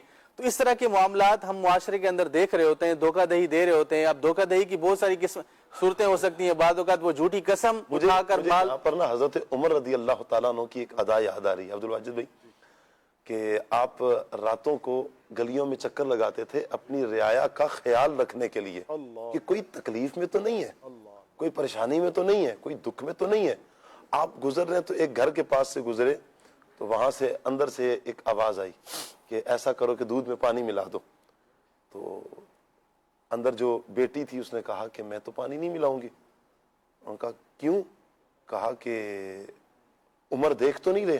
انہوں نے کہا عمر نہیں دیکھ رہا، عمر کا رب تو دیکھ رہا. اللہ اللہ. آپ نے اس گھر کی نشاندہی نشان لگایا اور پھر اگلے روز اپنے بیٹے کا رشتہ ادھر بھیجا. یہ ایسی متقیہ بچی میرے بیٹے کے عقد میں آئے، نکاح میں آئے، کہ یہ ہے ادائیں اللہ والوں کی کہ وہ یہ دیکھتے ہیں کوئی نہیں دیکھ رہا، اللہ دیکھ رہا ہے. جب یہ چیز آپ کے پیش نظر ہوگی نا، کوئی نہیں دیکھ رہا، یہ سامنے والے کو اس کا عیب نہیں پتا، اللہ کو پتا ہے. اور جس رب کی بارگاہ میں جانا ہے اس کو پتا ہے کہ اس میں کتنا عیب ہے، وہ آپ سے پوچھے گا پھر. اور جب رب پکڑتا ہے پھر ان بطش ربک لشدید، اس کی پکڑ بڑی سخت ہے. وہ جب پکڑ فرماتا ہے، گرفت فرماتا ہے، پھر اس کی پکڑ سے کوئی جان چھڑا نہیں سکتا. اس کی گرفت بڑی سخت ہے. اللہ شاید بھی کچھ فرما رہے ہیں آپ. جی بالکل. اب اگر ہم سچے تاجر کی صفات کو دیکھیں یا اس کو کسی تاجر کو کسی بات سے درس لینا ہو تو اس کے لیے ایک چھوٹی سی مثال یوں سمجھ لی جا سکتی ہے کہ جیسے تاجر کوئی چیز کسی کو دے رہا ہے اور اس دینے میں وہ دھوکہ کر رہا ہے تو وہ اپنے آپ کو اس مشتری یعنی خریدنے والے کی جگہ پر رکھ کر سوچے کہ اگر کوئی مجھے اس انداز سے کوئی چیز بیچے تو مجھ پر کیا بیتے گی. بعد میں جب مجھے انکشاف ہوا کہ اس نے تو کہا تھا یہ 100% صحیح ہے اور بعد میں اس کے اندر کوئی نقص آیا, کوئی عیب پیدا ہوا یا عیب نظر آیا تو میرے اوپر کیا کیفیت طاری ہوگی, میرے کیا جذبات ہوں گے. تو اس وقت اس بندے کو سمجھنا چاہیے کہ میں جب بھی کوئی چیز بیچوں تو امانت داری کے ساتھ صداقت کے ساتھ بیچوں, کسی کے ساتھ دھوکہ نہ کروں کہ کہیں یہ دھوکہ میرے ساتھ بھی ہو جائے تو مجھ پر کیا گزر رہی ہوگی. مومن کی تعریف ہی ہے نا, مومن کی شان یہ بیان کی گئی. مومن وہ ہے کہ جو اپنے لیے پسند کرے اپنے مسلمان بھائی کے لیے بھی وہی پسند کرے. آپ یہ چاہتے ہیں کہ آپ کے ساتھ دھوکہ نہ ہو, اپنے مسلمان بھائی کے لیے بھی یہی سوچیں, آپ اس کے بارے میں بھی یہی سوچیں کہ اس کو بھی پھر دھوکہ نہ ہو, آپ کی ذات سے کسی کو دھوکہ نہ ہو. دیکھیں فرد سے معاشرہ بنتا ہے نا, فرد سے. میں اگر آج نیت کروں, ہم سب نیت کریں, یعنی یہ جنرلی طور پر جو ہمارے مدنی چینل کے ناظرین سن رہے ہیں, بالخصوص جو تاجر حضرات سن رہے ہیں, ہر بندہ یہ نیت کر لے کہ میں نہ تو جھوٹ بولوں گا نہ دھوکہ دوں گا. ٹھیک ہے, میں سچی تجارت کروں گا, وہ تجارت کہ جو شریعت کو مطلوب ہے ایسی ہی میں تجارت کروں گا. ہر بندہ جب یہ سوچے گا, آپ بتائیں نا مارکیٹ کا حال کیا ہوگا, کتنی بہترین مارکیٹ ہو جائے گی, کتنا اچھا ہمارا معاشرہ ہوگا. ہر بندہ ایک دوسرے پر ٹرسٹ کرے گا, ہر بندہ ایک دوسرے پر اعتماد کرے گا. یہ جو جھوٹ کی فضا ہے کہ ہر بندہ یہ سوچ کر دوسرے سے لے رہا ہوتا ہے یہ دھوکہ دے گا, آگے والا وہ دھوکہ دے گا, وہ دھوکہ دے گا, یہ ایک چین چل رہی ہوتی ہے. اس نے مال دبایا, اس نے اس کا مال دبا لیا, اس نے اس کا مال دبا لیا, یہ کرتے کرتے کرتے اوپر سے نیچے تک سلسلہ چل رہا ہوتا ہے. اگر یہ والی فضا قائم ہو سکتی ہے تو سچائی کی فضا نہیں قائم ہو سکتی, ایک ٹرسٹ کی فضا قائم نہیں ہو سکتی, اعتماد کی فضا قائم نہیں ہو سکتی. کون کرے گا؟ میں. جب یہ سوچے گا کہ میں, ہر بندہ یہ سوچے میں یہ کروں گا, آپ پھر دیکھیں نا کتنا بہترین سلسلہ ہو جائے گا. لیکن جہاں پر یہ والی فضائیں ہیں, جھوٹ بولا جاتا ہے, جھوٹی قسمیں کھائی جاتی ہیں, راشد بھائی اس کی کچھ نحوست بھی تو ہوگی. جھوٹی قسمیں کھا کر مال میں بیچ دیا جاتا ہے. میں چاہوں گا کہ اس کی نحوست پر کچھ آپ بتائیں تاکہ دل بس آج ہم اٹھیں, مدنی چینل کا یہ پروگرام دیکھیں, آج یہ تاجر دیکھ رہے ہوں تو وہ نیت کر کے اٹھیں گے بس انشاءاللہ اب ہم سچی تجارت کریں گے, وہ تجارت کریں گے جو اللہ کو پسند ہے, اللہ کے رسول صلی اللہ علیہ وسلم کو پسند ہے. جی شاہ صاحب, اپنی بات کو پختہ کرنے کے لیے, سامنے والے کو اعتماد دلانے کے لیے ضرورتاً درست اور جائز قسم کھانے کی تو اجازت ہے. اس کے احکام بھی قرآن و حدیث میں بیان کیے گئے, لیکن ہمارے کئی ایسے بزرگان دین علماء ہیں جن کی سیرت میں یہ واضح طور پر لکھا گیا کہ انہوں نے ساری زندگی کبھی سچی قسم بھی ذکر نہیں کی. یعنی مسلمان غور کرے کہ میں قسم میں کس کا نام ذکر کر رہا ہوں. عموماً رب تبارک و تعالی کا نام ہی ذکر کیا جاتا ہے, اس کی صفات کا ذکر ہوتا ہے جو شرعی قسم ہوتی ہے, اور جو درست طریقہ بھی ہے کہ اللہ کی قسم ذکر کی جائے. یعنی آپ کسی بات پر اللہ کی قسم ذکر کر رہے ہیں اور آپ کو پتا ہے کہ یہ جس بات پر اللہ کا نام لے رہا ہوں وہ بات ہی جھوٹی ہے. یعنی اگر صرف اس پوائنٹ آف ویو سے دیکھا جائے تو اس کا کتنا سخت شرعی حکم ہے کہ بندے کو پتا ہے کہ میں خلاف واقع بات کر رہا ہوں, جھوٹ بول رہا ہوں, دھوکہ دے رہا ہوں, اور اس پر اللہ کے نام کی میں قسم ذکر کر رہا ہوں, تو اس کا شدید حکم ہے. اور اس کی نحوست کیا ہوتی ہے, ہمارے بزرگان دین سچی قسم سے بھی اجتناب کرتے اور بچتے تھے کہ اللہ کا نام اس طرح کی گفتگو میں ہم استعمال نہ کریں. تو یہاں تو مطلب وہ ایک بعضوں کا تقیہ کلام ہوتا ہے, وہ بس وہ قسم کھا رہے ہوتے ہیں. اور جو اس طرح کثرت سے کرتا ہے نا, قسم کا تو مقصد یہ تھا کہ سامنے والے کو اعتماد ہو, لیکن ہر بات میں آپ قسم کھائیں گے اور ڈنڈی ماریں گے اور سامنے والے کو پتہ چل جائے گا, سب گھاس تو کوئی بھی نہیں کھاتے, سب وہی روٹی کھاتے ہیں جو آپ کھاتے ہیں. جب پتہ چل جاتا ہے کہ یہ ہمارے ساتھ فراڈ کر رہا ہے تو وہ قسم کا اعتبار بھی ختم ہو جاتا ہے, آپ کا امیج بھی گر جاتا ہے. تو اللہ پاک ہمیں محفوظ فرمائے. جھوٹی قسم تو وہ ہے کہ روایات میں آتا ہے کہ وہ گھروں کو ویران کر دیتی ہے. میں ایک دو روایات ذکر کرتا ہوں کہ جھوٹی قسم جو ہے وہ رب تبارک و تعالیٰ کے غضب کو کس طرح ابھارتی ہے اور برکت کو کس طرح ختم کرتی ہے. چنانچہ نبی کریم علیہ السلام کا یہ فرمان ہے, آپ علیہ السلام نے ارشاد فرمایا, 3 شخص ایسے ہیں جن سے قیامت کے دن اللہ پاک نہ کلام فرمائے گا اور نہ ہی ان کی طرف نظر رحمت فرمائے گا. اب وہ 3 افراد کا ذکر ہے, ان میں سے ایک فرد کیا ہے, ایک شخص کون ہے؟ فرمایا ان میں سے ایک وہ ہے جو کسی سامان پر قسم کھائے کہ مجھے پہلے اس سے زیادہ قیمت مل رہی تھی حالانکہ وہ جھوٹا ہو. یعنی گاہک آیا اور اس کو آپ نے کوئی ریٹ بتایا اور وہ کم کروانا چاہ رہا ہے تو آپ اس کو کہیں گے کہ نہیں اس سے تو زیادہ ریٹ مجھے مل رہا تھا پہلے, میں نے اس کو نہیں بیچا تو تمہیں کیسے بیچوں گا, یعنی اس طرح کا ہوتا ہے. اچھا پھر یہ چیز گاہک کی طرف سے بھی ہوتی ہے, پہلے ایک دکان پر آئے, کوئی چیز دکھائی گئی, اس کا ریٹ بتایا گیا تو کہیں گے یار ابھی وہ فلاں دکان ہے وہاں سے ہم ہو کے آ رہے ہیں, وہ تو اتنے کی مل رہی تھی, حالانکہ گئے نہیں ہوتے, اور اگر گئے بھی ہوتے ہیں تو وہ ریٹ یا اس سے زیادہ ہوتا ہے یا اس کے برابر ہوتا ہے. لیکن گاہک بھی بعض اوقات جھوٹ بولتا ہے سامنے والے دکاندار کو دھوکہ دہی کے لیے کہ یہ ریٹ کم کرے کہ بھئی یہ تو اتنے میں مل رہی ہے. تو جانبین سے اسلام کا حسن یہ ہے کہ تعلیمات اگر شوہر کا حق ہے تو بیوی کا حق ہے, اولاد کا حق ہے تو باپ کا حق ہے, تو دونوں طرف سے ہی جب حقوق کی ادائیگی ہوگی اور ایک دوسرے کے حقوق کا احترام ہوگا تو پھر معاشرہ جو ہے نا اچھے انداز میں آگے چل سکے گا. یہاں پر شاہ صاحب ایک اور میں بات کرنا چاہوں گا, گاہک جب آتا ہے تو اب جس کو کہتے ہیں نا وہ بارگیننگ کرنا, یعنی ریٹ کم کروانا, بھاؤ کم کروانا, تو یہ ایک طریقہ ہے اور شریعت نے اس کو محمود رکھا ہے, اس کی اجازت بھی موجود ہے. تو یہ جو گاہک آ رہا ہے اس کا ایک اخلاقی بنیادی حق ہے کہ وہ چیز کی جو قیمت ہے وہ کم کروائے. اب ایسا نہیں ہے کہ 1000 روپے کی چیز ہے اور کہے کہ مجھے 100 میں دے دو, یہ بھی زیادتی ہو جائے گی. یعنی ایک معقول سمجھ میں آنے والی کہ کچھ نہ کچھ ریٹ کم کروایا جاتا ہے. لیکن بعض جو دکاندار ہوتے ہیں, تاجر ہوتے ہیں, ان کا رویہ بڑا عجیب و غریب ہوتا ہے. جی, آنکھیں سر پر رکھ لیتے ہیں وہ. ہاں, اب گاہک آیا, اس کو آپ نے کوئی چیز دکھائی, جیسے ہی اس نے ریٹ کم کروانے کی بات کی سب سے پہلے ماتھے پر شکن آئے گا, اس کے بعد چہرے کا تھوڑا رنگ متغیر ہوگا, پھر الفاظ اور لہجے میں تلخی آئے گی, اور پھر ایک نوبت ایسی آتی ہے کہ وہ چیز فوراً ہٹا لیتے ہیں, کہتے جاؤ یار جہاں سے ملتا ہے نا وہاں سے لے لو. اچھا وہ کہتے ہیں چلو آپ نے جتنے کی کہی تھی میں اتنے کی لیتا ہوں, نہیں آپ کو نہیں دینا. ایسے ضدی بھی ہوتے ہیں. تو یہ میں سمجھتا ہوں کہ ایسا تاجر یا ایسا دکاندار معاذ اللہ رب تبارک و تعالیٰ کی نعمت کی ایک اعتبار سے ناقدری کر رہا ہے, کیونکہ یہ جو گاہک آیا ہے نا یہ آپ تک رزق پہنچنے کا سبب بنا ہے. اللہ تبارک و تعالیٰ کی نعمت سمجھنا چاہیے گاہک کو کہ یہ آ رہا ہے, یہ چیز خریدے گا تو میرے رزق میں اضافہ ہوگا. اللہ تبارک و تعالیٰ نے میری روزی کا اس کو ایک طرح سے ذریعہ بنایا ہے. تو اس طرح کی ناقدریاں کرنے والے بھی ہوتے ہیں. پھر دل آزاری کا معاملہ, پھر بعض اوقات ایسے جملے کہتے ہیں کہ سامنے والے کی حد تک عزت ہو رہی ہوتی ہے اور وہ بالکل بیچارہ پانی پانی ہو جاتا ہے. اور کچھ ایسے ہوتے ہیں باخلاق ہوتے ہیں کہ وہ پھر اپنی عزت بچاتے ہوئے وہاں سے چلے جاتے ہیں, لیکن چونکہ آپ نے اس کی انسلٹ کی, اس کا دل دکھایا, وہ گناہ آپ کے ساتھ ہے. اور پھر بعض اوقات جو ہے نا وہ شیر سے سوا شیر جس کو کہتے ہیں, یعنی آپ نے اگر وہ زبان چلائی ہے, آپ نے اچھا کام نہیں کیا, بعض اوقات پھر رانگ نمبر بھی لگتا ہے اور بہت خطرناک صورتحال بن جاتی ہے. تو بالخصوص تاجر کو یہ دیکھنا چاہیے اگر کوئی ریٹ کم کروا رہا ہے تو پیار سے کہہ دیں کہ بھئی مجھے نہیں پڑتا, آپ کو لینا ہے تو ٹھیک ہے, ورنہ آپ کسی اور دکان سے لے لیں. تو یہاں بد اخلاقی جو ہے نا یہ آپ کی گاہکی کو بھی خراب کرے گی اور آپ کو کئی گناہوں کا شکار کرے گی. تو اللہ پاک ہمیں حسن اخلاق سے کام لینے کی توفیق عطا فرمائے. آمین آمین آمین. مدنی چینل کے ناظرین کی کچھ کالز ہیں, کال لیتے ہیں. میرا سوال یہ ہے کہ اسلام میں تجارت کو کیوں پسندیدہ عمل کہا گیا ہے؟ جی, تجارت کو کیوں پسندیدہ عمل کہا گیا ہے. عبد الواجد بھائی میں اس کے ساتھ ایک اور سوال بھی ایڈ کروں گا. بعض لوگ کہتے ہیں کہ ملازمت چھوڑو اور تجارت کرو. یا اللہ. اور اس پہ تو بڑے بڑے لیکچرز ہیں, چھوڑ دو ملازمت بس تجارت کرو. کیا کہیں گے آپ؟ یہ آج کل کا ایک ہاٹ ٹاپک ہے, اور جو موٹیویشنل سپیکرز ہیں جی, اور جو انٹرپرینیورشپ ایک چیز ہے جس کا مطلب ہے اپنا کام کرنا, بزنس کرنا, جی, تو یہ لوگ اس پہ بڑی گفتگو کرتے ہیں. جی. اچھا, اب اس میں ایک پہلے چھوٹی سی مثال دوں گا, پھر اس کے بعد میں گفتگو ذرا آگے کروں گا.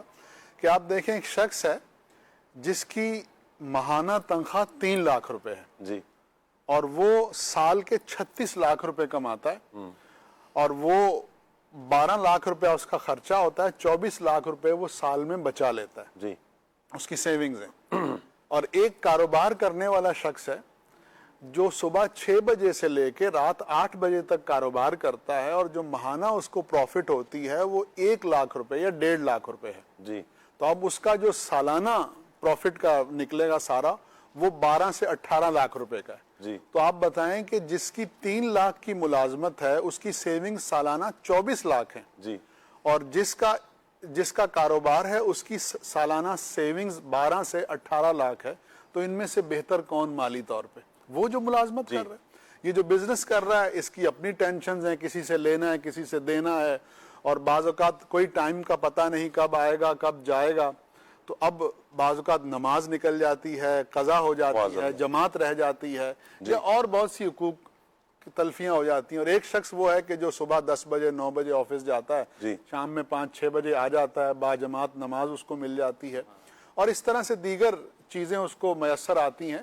تو اب آپ اس میں سے بتائیں کہ کون بہتر ہے. آبویسلی اس سچویشن میں ملازمت والا بہتر ہے. جی. تو مختصر سا جواب یہ ہے کہ نہ ہر تاجر بہتر ہے, جی. نہ ہر ملازم بہتر ہے, ہر ایک کی اپنے پلس اینڈ مائنس ہیں. لیکن بہرحال تجارت کے فضائل آئے ہیں, اور وہ فضائل اپنی جگہ, اور وہ ہے بھی بہت بہتر. لیکن یہ پرسن ٹو پرسن ویری کرتا ہے. جی. ایک شخص ہے کہ جو اتنا شاپ مائنڈڈ نہیں ہے, جی. اتنا تجربے کار نہیں ہے, وہ 50 لاکھ روپے لے کر اگر مارکیٹ میں نکلے گا تو اسے بھی پتا ہے, اور اس کے والدین کو, اس کے عزیز و اقارب کو بھی پتا ہے کہ واپس آئے گا تو زیرو ہوگا. تو کیا اس شخص کے لیے بھی تجارت بہتر ہے؟ اور پھر ایک تاجر ہے, وہ تجارت کر رہا ہے لیکن اس کے ساتھ 4 لوگ بھی تو کام کر رہے ہیں. جی. وہ ملازم کیا وہ کام چھوڑ دیں, ساری تاجر بن جائیں؟ جی. تو ایسا نہیں ہے, پرسن ٹو پرسن ویری کرتا ہے. جی. تو مختصر جواب تو اس کا یہی ہے. اللہ آپ کو برکتیں عطا فرمائے. جی اگلی کال لیتے ہیں. جی کال دیجیے. میرا سوال یہ ہے کہ اسلامی تجارت کی بنیادی شرائط کیا ہے؟ جزاک اللہ خیرہ. راشد بھائی.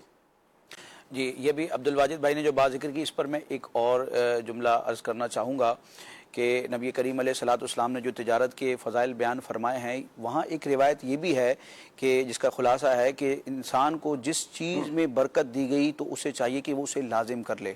تو حل میں مزید یعنی مزید بہتر سے بہتر کی تلاش میں جب انسان کرتا ہے تو جو موجودہ نوکری ہوتی ہے, جو بھی ذریعہ معاش ہوتا ہے, اس کو چھوڑ دیتا ہے. تو یہ بھی بعضوں کا ہوتا ہے کہ وہ نوکری چھوڑ دیتے ہیں اور انتظار میں بیٹھے رہیں گے, جب تک میرے معیار کے مطابق مجھے کام نہیں ملے گا میں نہیں کروں گا. تو یہ بھی ناشکری ہوتی ہے. جب تک آپ کا بالکل فائنل نہ ہو جائے, جو آپ کی لگی ہوئی روزی ہے اس کو نہیں چھوڑنا چاہیے. یہ ایک ناقدری والی صورت ہوتی ہے. تو اس کا اور بعض اوقات اس کی ایسی آزمائش آتی ہے کہ آپ نے لگی لگائی روزی کو ٹھوکر مار دی نا, تو ایسی آزمائش میں بندہ آتا ہے کہ پھر جہاں امیدیں ہوتی ہیں وہ ساری امیدوں پر پانی پھرتا ہے. اور میں نے ایسے افراد دیکھے ہیں کہ وہ کئی سال تک وہ پھر ترستے رہے کہ یار کہیں نوکری, کہیں بھی نوکری مل جائے, اس سے کم میں مل جائے, پھر نہیں ملتی نوکری, کیونکہ آپ نے ایک لگی لگائی روزی کا سلسلہ ہے, اس کو ٹھکرایا. جی.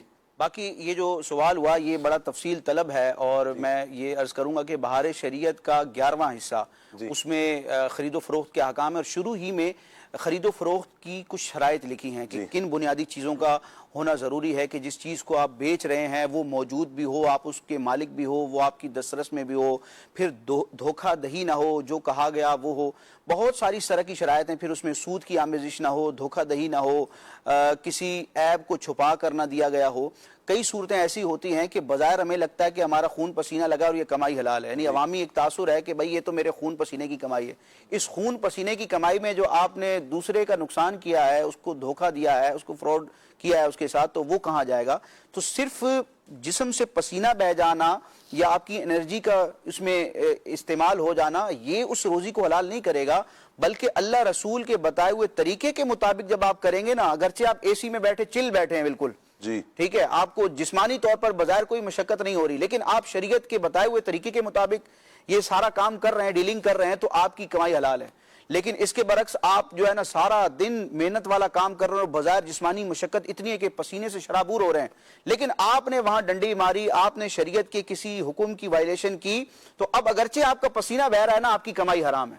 تو اللہ پاک ہمیں حلال ذریعے سے حلال کو اختیار کرنے کی توفیق عطا فرمائے. یاد رکھیں یہ بھی شریعت نے لازم کیا ہے کہ بندہ حلال کمائے, اور یہ بھی لازم کیا ہے کہ حلال کو کمانے کے لیے جو ذریعہ اختیار کر رہا ہے وہ بھی حلال ہو, وہ بھی جائز ہونا ضروری ہے. تو جس کو جو بھی حاجت درپیش ہو کسی بھی فیلڈ میں ہے, تو اس کو چاہیے کہ وہ مفتیان کرام سے, دارالفتہ اہل سنت سے اپنی خاص جو موجودہ صورت ہے اس کے بارے میں سوال کرے گا, تو انشاءاللہ اس کو رہنمائی ملے گی. کیونکہ تجارت کے بہت سارے اصول, بہت سی شرائطیں, ہر تاجر کے لیے, ہر کام کے لیے وہ ساری شرائط ایک ساتھ جمع نہیں ہوتی. تو آپ کی جو کنڈیشن ہے اس کو آپ علماء کے سامنے بیان کریں گے, مفتیان کرام کے سامنے, وہ آپ کی موجودہ حالت کے مطابق آپ کو ضروری احکام بیان کر دیں گے. کیا بات ہے جی, بہت زبردست. دارالفتہ اہل سنت کا نمبر مدنی چینل کے ناظرین آپ مدنی چینل کی اسکرین پر دیکھ رہے ہیں, اس نمبر کو نوٹ کر لیں. آپ دیکھیں صبح 10 بجے سے شام 4 بجے تک اتوار کے علاوہ آپ اس نمبر پر رابطہ کر سکتے ہیں, اور دارالفتہ اہل سنت کے مفتیان کرام سے آپ شرعی رہنمائی لے سکتے ہیں. کال لیتے ہیں. میرا آپ سے سوال یہ ہے کہ اسلامی تجارت میں صداقت اور دیانت کیا اہمیت ہے؟ برائے کرم جواب عنایت فرما دیجیے. جی تقریباً اس پر ہی ہماری گفتگو ہو رہی ہے، ہوئی بھی ہے کہ صداقت امانت داری پر ہی اصل تجارت اور دین اسلام اسی کا ہمیں درس بھی دیتا ہے. اگلی کال لیتے ہیں. سیدی مولانا ثاقب شاہ مدنی، ابو الحقائق مولانا راشد علی اتاری، اور جناب ہمارے پیارے پیارے ڈاکٹر صاحب عبدالواجد اتاری مدنی اور شاہد بھائی اور نعت خواں اسلامی بھائی، آپ کو خوش آمدید بھی کہتے ہیں. ماشاءاللہ بڑا پیارا سلسلہ جاری ہے اور تجارت کے حوالے سے مختلف پہلوؤں پر آپ احباب نے گفتگو بھی کی. میں یہ چاہوں گا کہ ایک چیز کو اگر مزید شاہ صاحب گفتگو کا حصہ بنا لیا جائے کہ حلال اور حرام تجارت میں فرق کیسے پہچانا جائے، تو اس حوالے سے کچھ اگر رہنمائی فرما دے تاکہ ہمارے ناظرین کی نالج میں، معلومات میں اضافہ ہو سکے. اللہ آپ کو سلامت رکھے. طارق مدنی بھائی ہیں جی، ہمارے مدنی چینل کے مبلغ ہیں. اللہ پاک آپ کو سلامت رکھے، برکتیں عطا فرمائے. ماشاءاللہ آپ نے ایک پہلو کی طرف مزید توجہ دلائی. عبدالواجد بھائی کیا فرمائیں گے؟ جی اس حوالے سے گفتگو تو ہو چکی ہے. جی ہاں، تو میں چاہوں گا کہ مزید اس حوالے سے گفتگو ہم آگے کر لیں گے انشاءاللہ. چلیں جی اگلی کال لیتے ہیں. جی شاہ صاحب آپ کیسے ہیں؟ خیریت سے ہیں؟ ماشاءاللہ پروگرام کا ٹاپک دیکھا تھا، دیکھ رہے ہیں پروگرام، تو اس میں سوال یہ کرنا تھا کہ نبی پاک نے کپڑے کی تجارت کی ہے، ماشاءاللہ اس میں برکت بھی ہے، مگر آج کل کے یہ جو کپڑا بیچ رہے ہیں دکاندار، اور جب آپ کپڑا لینے جاؤ تو یہ کپڑا بہت اچھا ہے، ہائی کوالٹی کا ہے اور اس میں یہ چیزیں بھی ہیں، اور جب وہ آپ سلوا کے پہنتے ہو تب تو اچھا لگتا ہے، جب وہ ایک دفعہ دھلتا ہے تو اس کے بعد وہ کچھ اور ہی نکل جاتا ہے. تو اس کا مطلب یہ کیا یہ جھوٹ کر کے بیچنا اور غلط بیانی کر کے بیچنا، اس پہ آپ کیا فرماتے ہیں؟ یہ آپ بیتی ہے، میرے ساتھ بھی ایسا ہوا. مجھے ایک کپڑا بہت پسند آیا اور بڑی چاہت سے میں نے وہ سلوایا، مجھے بہت پسند تھا وہ، لیکن جب ایک دفعہ طور پر جو نا وہ خریدار جو خرید کرنے والا ہے نا وہی دھوکہ کھاتا ہے، اس میں تاجر کم ہی دھوکہ کھاتا ہے. وہ اصل ایکسپرٹ ہوتا ہے نا، دیکھ چیز کو پہچانتا ہے. عام بندہ، ہر بندہ ایکسپرٹ نہیں ہوتا چیز کی پہچان میں نے لے لیا اور وہ جب سلوایا، اور پہلے دن تو پہلا تو بڑا اچھا لگا، لیکن وہ جب ایک دفعہ دھل کر آیا پھر اس نے بتایا کہ آپ کے ساتھ کیا ہوا. یہ دھوکہ ہے، سیدھا سیدھا جھوٹ ہے، جھوٹ پر مبنی ہے. جس نے دھوکہ دیا ہے، میرے آقا صلی اللہ علیہ وسلم نے فرمایا من غشنا فلیس منا، جو دھوکے باز ہے وہ ہم میں سے نہیں ہے. یہ کتنا بڑا جملہ ہے، آپ یہ سمجھیے اس بات کو مدنی چینل کے ناظرین، وہ ہم میں سے نہیں. یہ بہت سی جگہوں پر مختلف اعتبارات سے نبی پاک علیہ السلام نے فرمایا وہ ہم میں سے نہیں. اس کا مطلب کیا ہے؟ ایک تو یہی ہے کہ وہ ہمارے طریقے پر نہیں ہے، وہ ہماری سنت پر نہیں ہے. ایک یہ ہے کہ علماء کرام نے بیان فرمایا کہ ایک یہ کہ معاذ اللہ خوف ہے کہ جن کے بارے میں حضور نے فرمایا کہ وہ ہم میں سے نہیں، اس کا خاتمہ ایمان پر نہیں ہوگا. ایک یہ کہ وہ شفاعت مصطفیٰ سے محروم رہے گا. یہ کتنا بڑا وبال ہے جسے حضور کہہ رہے ہیں وہ ہم میں سے نہیں ہے، وہ مجھ سے نہیں ہے، وہ ہم میں سے نہیں ہے. یہ وبال ہے. اور جو دھوکے باز ہے اس کے بارے میں تو خود نبی پاک علیہ السلام کی یہ روایت شاہد بھائی نے بیان فرمائی، میں نے بھی ابھی یہ عرض کی روایت بیان کی ہے. جو دھوکے باز ہے حضور فرماتے ہیں وہ ہم میں سے نہیں ہے. اللہ نہ کرے کہ ہم اس نہج تک پہنچ جائیں، اس جگہ تک پہنچ جائیں. ایک بندہ آتا ہے اور بڑی چاہت اور بڑے مان کے ساتھ، بڑے اعتماد کے ساتھ آپ کے پاس آیا، مجھے بتائے میں تو دوسری مرتبہ ادھر نہیں جاؤں گا، جن سے میں نے لیا ہے میں تو دوسری مرتبہ وہاں نہ جاؤں، بلکہ جو ہوں گے 4 بندے ان کو بھی کہوں گا بھائی ادھر سے آپ بھی مہربانی فرمائیے گا، میں ایک دفعہ دھوکہ کھا چکا ہوں، آپ ٹھوکر نہ کھائیے گا. آپ بھی یہاں سے ایسا نہ ہو کہ آپ بھی جائیں اور یوں آپ کی جو مارکیٹ ہے وہ خود بخود نیچے آ جائے گی. یہ دھوکہ ہے صرف. اللہ تعالی ہمیں محفوظ فرمائے. شاہ صاحب یہاں پر میں ایک احتیاط کا پہلو یہ ذکر کروں گا کہ جو تاجر ہے بیچنے والا چیز، اس کو جو کمپنی سے پروڈکٹ ملی ہے، بعض اوقات کمپنی کی طرف سے اس کی خصوصیات بیان کی جاتی ہیں اور وہ ایک وارنٹی والی صورت ہوتی ہے کہ اگر یہ اس میں فالٹ آئے گا، یہ مسئلہ آئے گا تو ہم اس کو مطلب چینج کریں گے یا جو بھی ریپلیسمنٹ ہوگی، جو کچھ بھی ہوگا. تو جو کمپنی کی طرف سے آپ کو ہدایات ملی ہیں یا اس کی خوبیاں بیان کی گئی ہیں، بس اسی کو آپ آگے بڑھائیں، اپنی طرف سے اپنے اوپر بوجھ نہ لیں. یعنی پتہ ہے کہ کمپنی کی طرف سے یہ وارنٹی نہیں آئی، اس کی یہ خصوصیت بیان نہیں کی، اپنی طرف سے آپ گڑ رہے ہیں اس کو کرنے کے لیے، اس کو جھانسا دینے کے لیے. تو اپنی طرف سے اگر آپ کوئی چیز نہیں لیں گے نا تو انشاءاللہ یہ دھوکہ دہی والا معاملہ بھی نہیں ہوگا اور گاہک آپ کے گلے میں بھی نہیں آئے گا. باقی اگر وارنٹی والا معاملہ ہے تو آپ ڈائریکٹ اس کو ریفر کریں گے اصل کمپنی کی طرف. بندہ تو آپ کے پاس آیا نا راشد بھائی، میں اب فیکٹری میں تھوڑی جاؤں گا. وہ آپ سے چیز خریدنے آیا ہے نا, چیز کے حوالے سے اس کے اوصاف جاننے, اور بہت ساری وہ چیزیں جو آپ پر لازم. آپ سے چیز لی ہے تو گارنٹی تو آپ دیں گے نا مجھے. نہیں, یہ بھی غلط ہوتا ہے. بعض اوقات گاہک کی طرف سے ایسا ہوتا ہے کہ چیز کی کمپنی کی طرف سے وارنٹی نہیں ہے, لیکن وہ دکاندار کو کہتے ہیں آپ سے لے کے جا رہے ہیں, اگر مسئلہ ہوا تو واپس لے کے آئیں گے, یہ کریں گے. تو وہ واپس کرنے کی صورتیں ہوتی ہیں, لیکن کئی صورتیں ایسی بھی ہوتی ہیں کہ گاہک زیادتی کر رہا ہوتا ہے. تو دونوں طرف سے بیلنس کرنا چاہیے اس چیز کو. یہ ہے کہ اپنی طرف سے آپ تسلیاں نہ دیں, گارنٹی نہ دیں, جو اوپر سے آئی ہے نا جو اسی کو آگے بڑھائیں. جو چیز آپ کے پاس ہے, اگر آپ کو کمپنی کی طرف سے کہا کہ آپ گارنٹی دیں تو آپ دیں. انہوں نے کہا کہ نہیں, سو نہیں بھیا, یہ چیز مجھے ملی ہے, یہ ہے, آپ کھول کر بیان کر دیں نا, واضح کر دیں یہ چیز ہے. امام اعظم ابو حنیفہ رحمۃ اللہ تعالیٰ علیہ قربان جائیں, کروڑوں حنفیوں کے امام ہیں. آپ کی تجارت کپڑے کی تجارت تھی, آپ نے کیسی بہترین تجارت کی ہے کہ وہ ایک کپڑا جس میں ایک نقص تھا, ایک چیز, تو آپ نے جو آپ کے ساتھ تھے دکان پہ ان کو پابند کیا ہوا تھا, جو آئے تو ان کو بتائیے گا کہ یہ جو ہے اس میں یہ عیب ہے. تو آگے کیا ہوا کہ وہ بھول گئے. پھر ان کو تلاش کیا گیا کہ تلاش کر کے ان تک ان کا مال پہنچایا جائے اور ان کی پیمنٹ واپس کی جائے, جتنی بنتی ہے پھر اتنی لی جائے. عیب کو ان کے سامنے بیان کیا جائے, جو نقص تھا, جو عیب تھا. جو مجھے یاد پڑا تو امام اعظم ابو حنیفہ رحمۃ اللہ علیہ نے اس دن کی جو پروفٹ تھی وہ بھی صدقہ کر دی تھی. تو یہ اللہ والوں کا انداز ہے کہ وہ ایسا مال اپنی ہماری طرف سے نہ جائے کہ جس کی وجہ سے کسی مسلمان کو دھوکا ہو. اللہ نہ کرے کہ اس طرف ہم. یہاں میں 2 روایات ذکر کرنا چاہوں گا کہ عیب والی چیز ہے اور ہم نے عیب اس کو چھپا کے بیان کر دیا, تو یہ اس کی کتنی سخت وعید ہے. نبی کریم علیہ الصلوۃ والسلام ارشاد فرماتے ہیں, جس نے عیب والی چیز بیچی اور اس کو ظاہر نہ کیا. بھئی چیز خراب آ گئی ہے تو آپ گاہک کو بتا دیں کہ بھئی اس میں یہ فالٹ ہے, یہ غلطی ہے, یہ اس میں نقص ہے, آپ کو لینا ہے تو ٹھیک ہے آپ لے لیں. لیکن بعض لوگ چھپاتے ہیں اس کو نا. مثال کے طور پر اگر سیب ہے, کوئی فروٹ ہے, جہاں سے وہ گلا ہوا ہے نا تو وہاں اسٹیکر لگا دیں گے. اس طرح کے بھی معاملات ہوتے ہیں. بھاس اس کو رنگ بھی کر دیتے ہیں. ایک نیا سے نیا طریقہ ہوتا ہے مارکیٹ میں. تو نبی کریم علیہ السلام فرماتے ہیں, جس نے عیب والی چیز بیچی اور اس کو ظاہر نہ کیا, وہ ہمیشہ اللہ پاک کی ناراضی میں ہے اور فرشتے ہمیشہ اس پر لعنت کرتے رہیں گے. اور مسلمان کا کیا طریقہ ہونا چاہیے؟ نبی پاک علیہ السلام ایک اور حدیث پاک میں ارشاد فرماتے ہیں, ایک مسلمان دوسرے مسلمان کا بھائی ہے, اور جب مسلمان اپنے بھائی کے ہاتھ کوئی چیز بیچے جس میں عیب ہو تو جب تک بیان نہ کرے اسے بیچنا حلال نہیں. اللہ اکبر. مجھے یاد پڑ رہا ہے کہ میں نے ایک مرتبہ فروٹ لیا, انگور لیے تھے, تو بڑی ٹیکنیک کے ساتھ نا اس نے مجھے دھوکہ دینے کی کوشش کی. میں نے دیکھ لیا تھا, تو اس نے کیا کیا کہ کچھ انگور جو گلے ہوئے تھے پہلے ہی ڈال دیے. میرے سامنے اس نے وہ گچھا اٹھایا اور بڑا اچھا کر کے اس نے شاپر میں ڈالا اور ترازو میں رکھا. اچھا وہ فوراً ہی میری نظر پڑ گئی کہ یہ تو گلے ہوئے پہلے ڈال دیے ہیں, جو مجھے دے رہا ہے یہ کچھ. بعض اوقات تو یہ ڈال کر 1 کلو کا شاپر 2 کلو کا شاپر الگ رکھا ہوتا ہے, جو دوسرا ہے وہ جیسے ہی ڈالیں گے ٹیکنیک سے ایک طرف ہو جائے گا, اور وہ جو دوسرے والا ہے 2 نمبر مال ہے, خراب ہے, وہ آگے بڑھا دیا جائے گا. ماشاءاللہ آپ کی طرح گاہک بھی بڑے تیز ہوتے ہیں.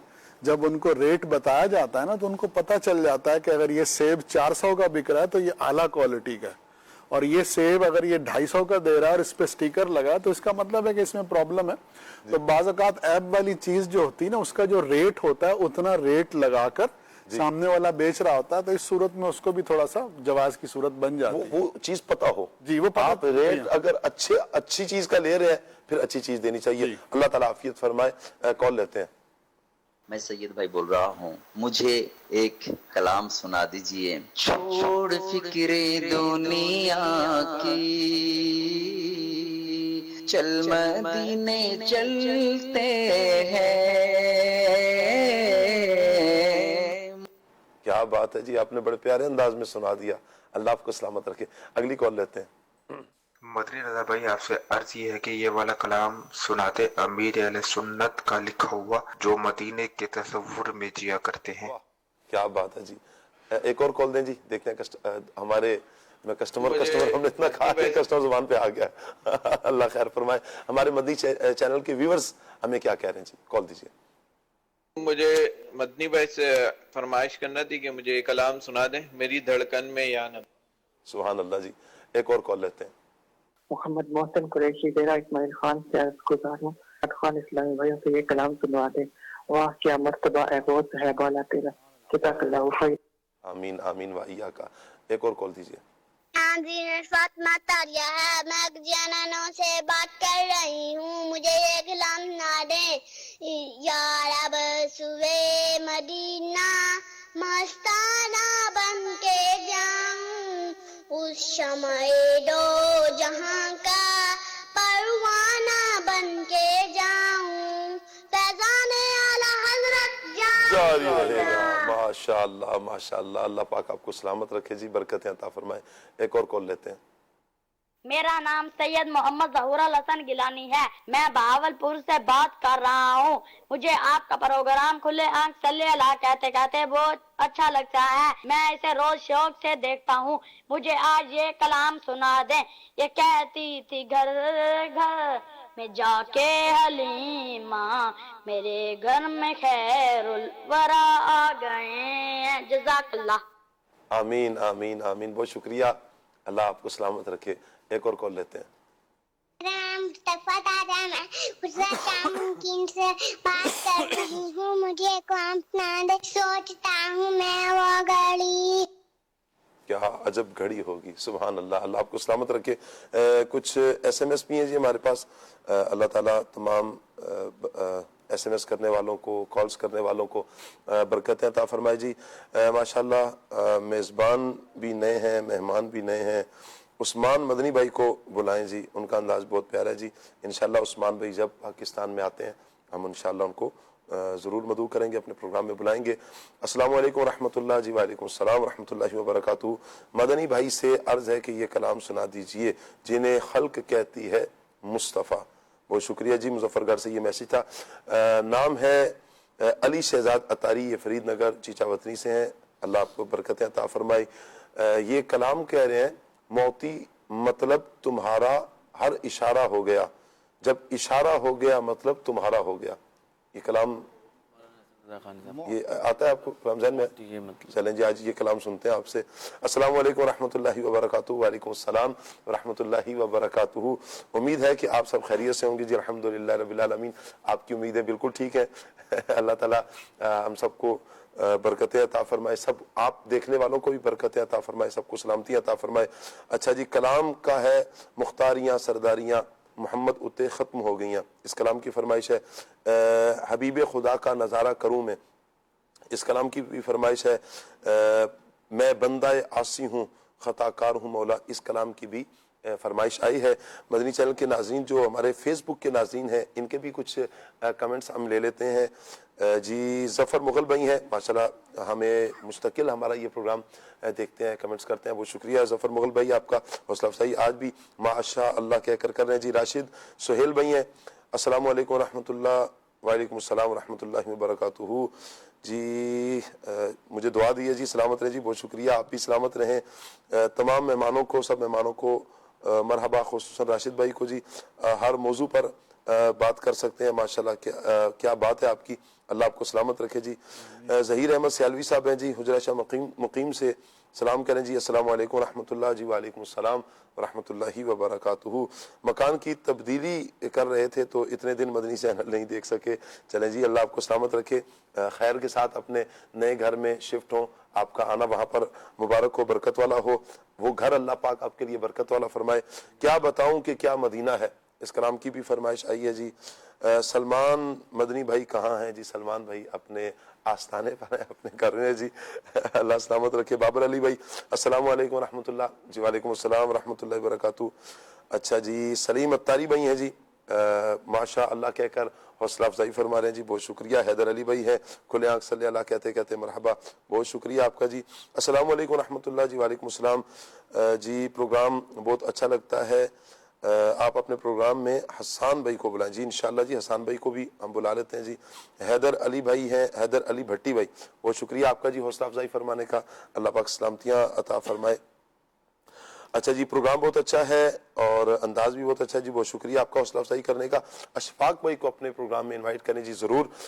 जैसे ही अशफाक भाई हमें टाइम देते हैं तो इंशाल्लाह हम उनको अपने प्रोग्राम में बुला लेंगे। एच आबिद अली, हाफिज़, उम्मीद है हाफिज़ होगा, हाफिज़ आबिद अली भाई भी हमें हौसला अफजाई कर रहे हैं। अच्छा जी, ٹھیک ہو گیا جی. پروگرام میں اشفاق بھائی کے لیے کہا گیا ہے, دعاؤں کا بھی یہ کہا گیا ہے.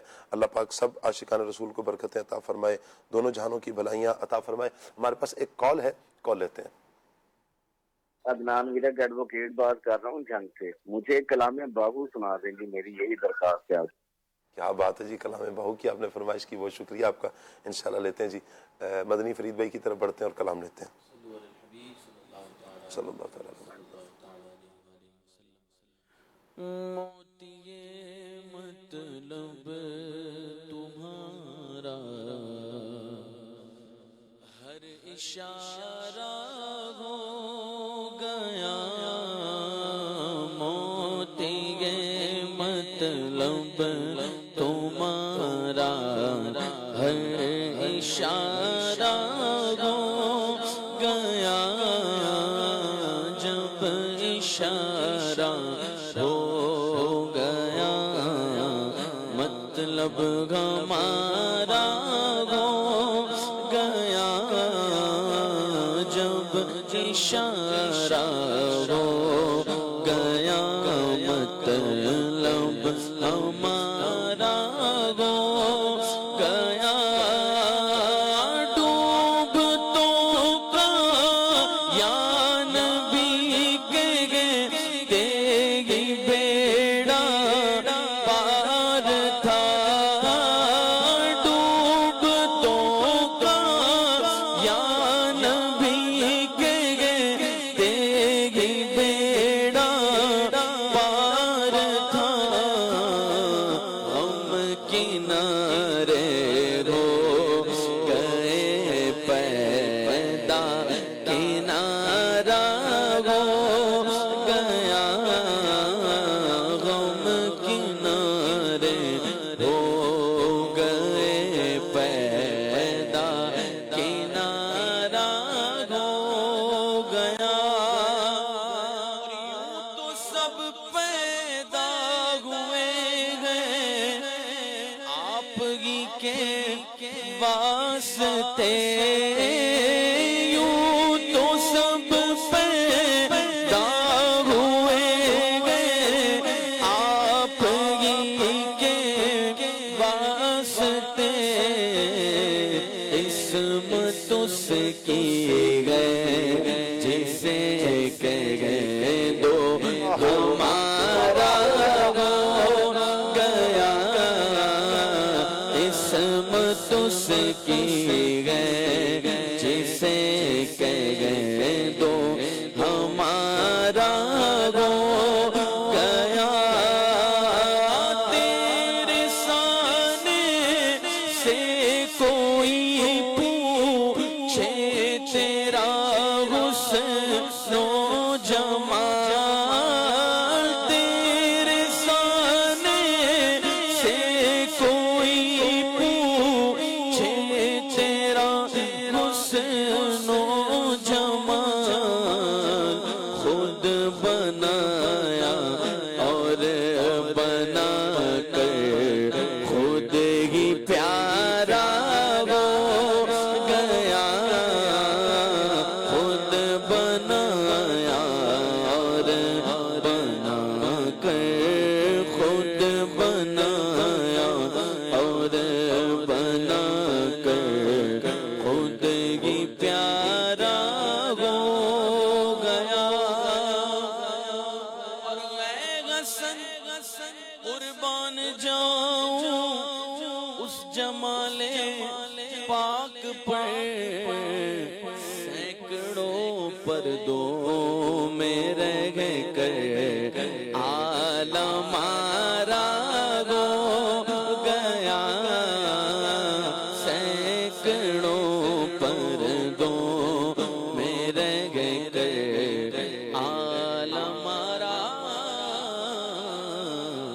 ہو گیا. کیا بتاؤں کہ کیا مدینہ گئے, کیا بتاؤں کیا بتاؤں کہ کیا مدینہ گئے, کیا بتاؤں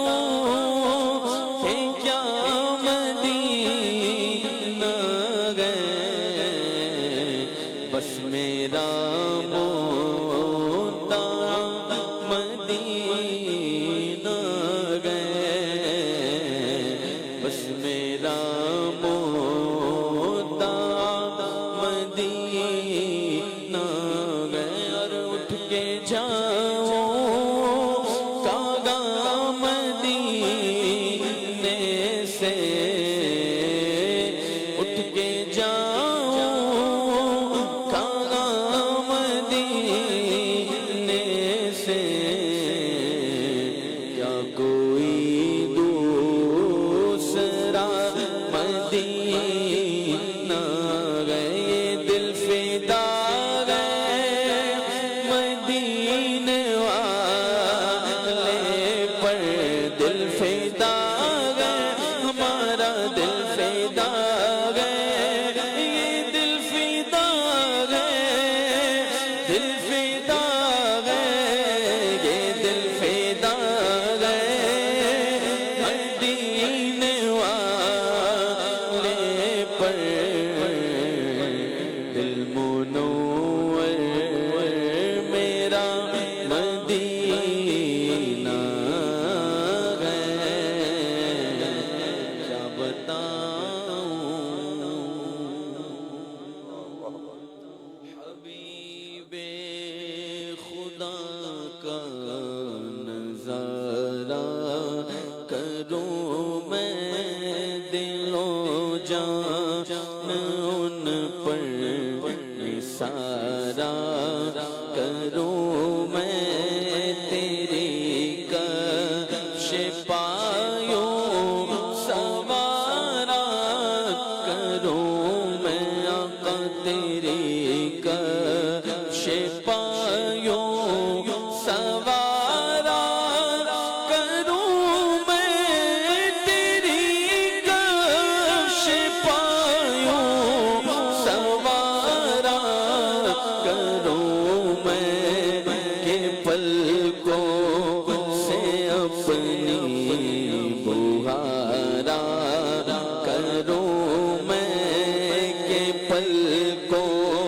سے اس کو بہارا کروں میں کیوں غیر کی ٹھو کرے کھانے جاؤں میں کیوں غیر کی ٹھو کرے کھانے جاؤں میں کیوں غیر کی ٹھو کرے کھانے جاؤں آقا تیرے در سے اپنا گزارا کروں میں تیرے در سے اپنا گزارا کروں میں تیرے در کے ہوتے کہاں جاؤں پیارے آقا تیرے در کے ہوتے تیرے در کے ہوتے کہاں جاؤں پیارے تیرے در کے ہوتے کہاں جاؤں پیارے کہاں اپنا دامن پسارا کروں میں تو خدا خیر سے لائے وہ دل بھی نوری خدا خیر سے لائے وہ دن بھی نوری خدا خیر سے لائے خدا خیر سے لائے وہ دن بھی نوری خدا خیر سے لائے وہ دن بھی نوری مدینے کی گلیاں بہارا کروں میں مدینے کی گلیاں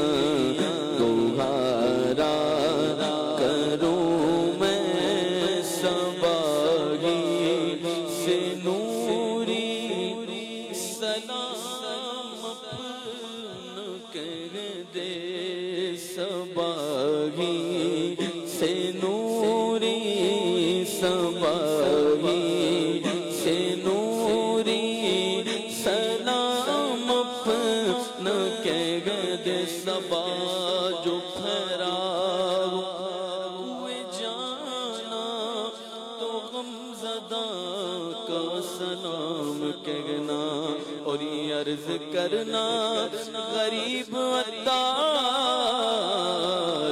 کب مدینے کو آ رہا ہے سباہی سے نوری سلام اپنا کہہ دے سباہی سے نوری سلام اپنا کہہ دے سوا اس کے کیا اور چارہ کروں میں سوا اس کے کیا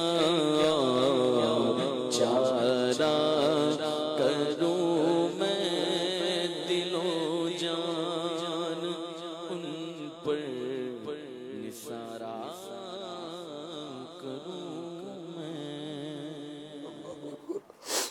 اللہ تعالیٰ ہم سب کو نبی مکرم صلی اللہ تعالیٰ علیہ وآلہ وسلم کے دربار گوہربار کی با ادب حاضری عطا فرمائے. حضور نبی مکرم صلی اللہ علیہ وآلہ وسلم کی بارگاہ میں حاضر ہونا، سبحان اللہ، یہ کتنے سعادت کی بات ہے کہ کتنے خوش نصیب پیارے آقا جان رحمت صلی اللہ علیہ وسلم کی بارگاہ میں حاضری دیتے ہیں. سبحان اللہ، ایسوں کو مبارکیں جو حضور کی بارگاہ میں ادب سے با ادب طریقے سے حاضر ہوتے ہیں. یقیناً یہ اللہ تعالیٰ نے محبت دلوں میں ڈالی ہے. جب محبت اس سینے میں ہے تو پھر نبی مکرم صلی اللہ علیہ وآلہ وسلم کی اداؤں کو بھی لیا جائے.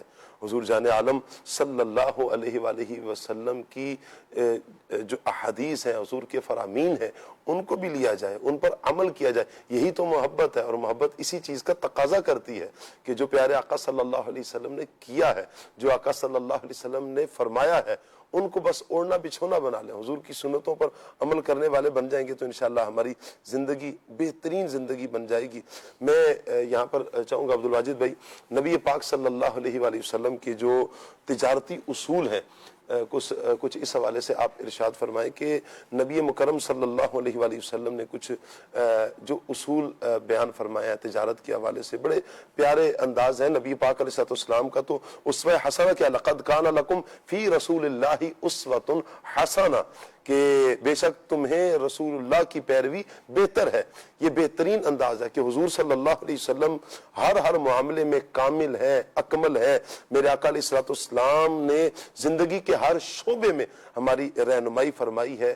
یہ کیوں نہ ہو کہ حضور علیہ السلام کی شان میں میرے رب نے فرمایا نا، لقد کان لکم فی رسول اللہ اسوۃ حسنہ، سبحان اللہ، کہ بے شک تمہیں رسول اللہ کی پیروی جو ہے یہ بہتر ہے. تو انسانی زندگی میں تجارت کی ایک اہمیت ہے، اس کی ضرورت ہے، اور یہ ایسی اہمیت ہے، ایسی ضرورت ہے، یہ کسی سے ڈھکی چھپی نہیں ہے.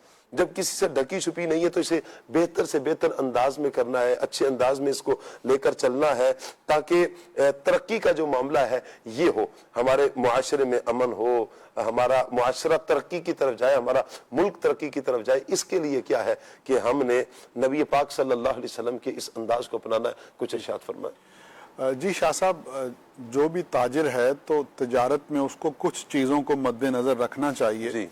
اس میں سے کچھ پر ہماری بات ہو چکی ہے، جیسے جھوٹی قسم سے جو ہے وہ اجتناب کیا جائے. ایسے ہی تاجر سچا ہو، سچ بولے، اور اسی طرح سے تاجر کا امانت دار ہونا ضروری ہے. اسی طرح سے جو لین دین کا معاملہ ہے، اس لین دین میں اس کی شفافیت بہت ضروری ہے. جس سے لینا ہو اس سے لے، اور مہلت کے ساتھ لے اگر ضرورت پڑے، اور جس کو دینا ہو تو وقت پر دے. تو اسی طرح سے ایک اور چیز ہے کہ وعدہ خلافی سے جو ہے وہ بچے.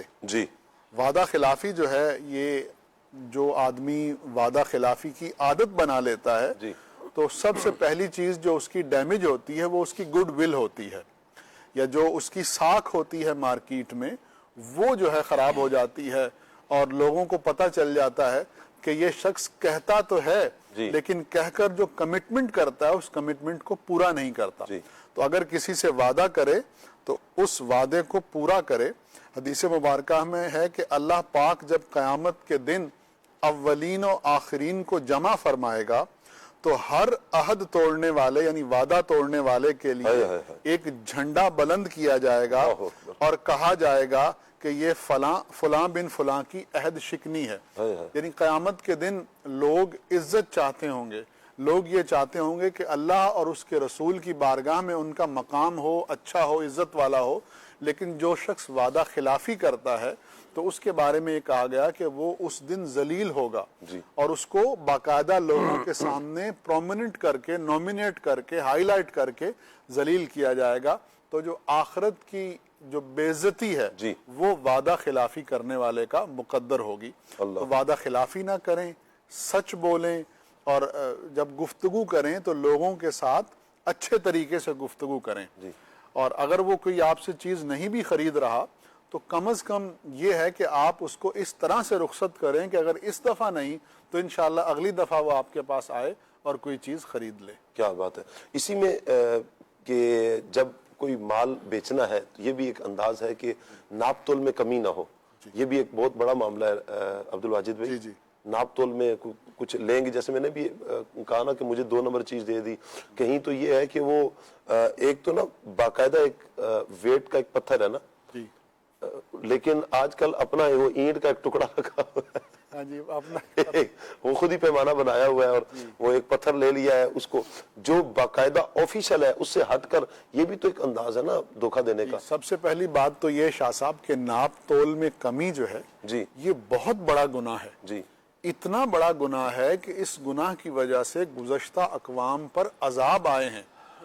پوری قومیں ناپ تول میں کمی کی وجہ سے عذاب میں گرفتار کی گئی ہیں۔ تو ناپ تول میں کمی کو بالکل معمولی نہیں سمجھنا چاہیے، اور جہاں تک ہو سکے ناپ تول میں کمی سے بچتے ہوئے پورا ناپ دیا جائے، بلکہ اللہ توفیق دے تو صدقے کی نیت سے کچھ زیادہ ہی دے دینا چاہیے کہ وہ صدقہ جو ہے آپ کو اور آپ کے گھر والوں کو بہت سی پریشانیوں سے بچا لے گا۔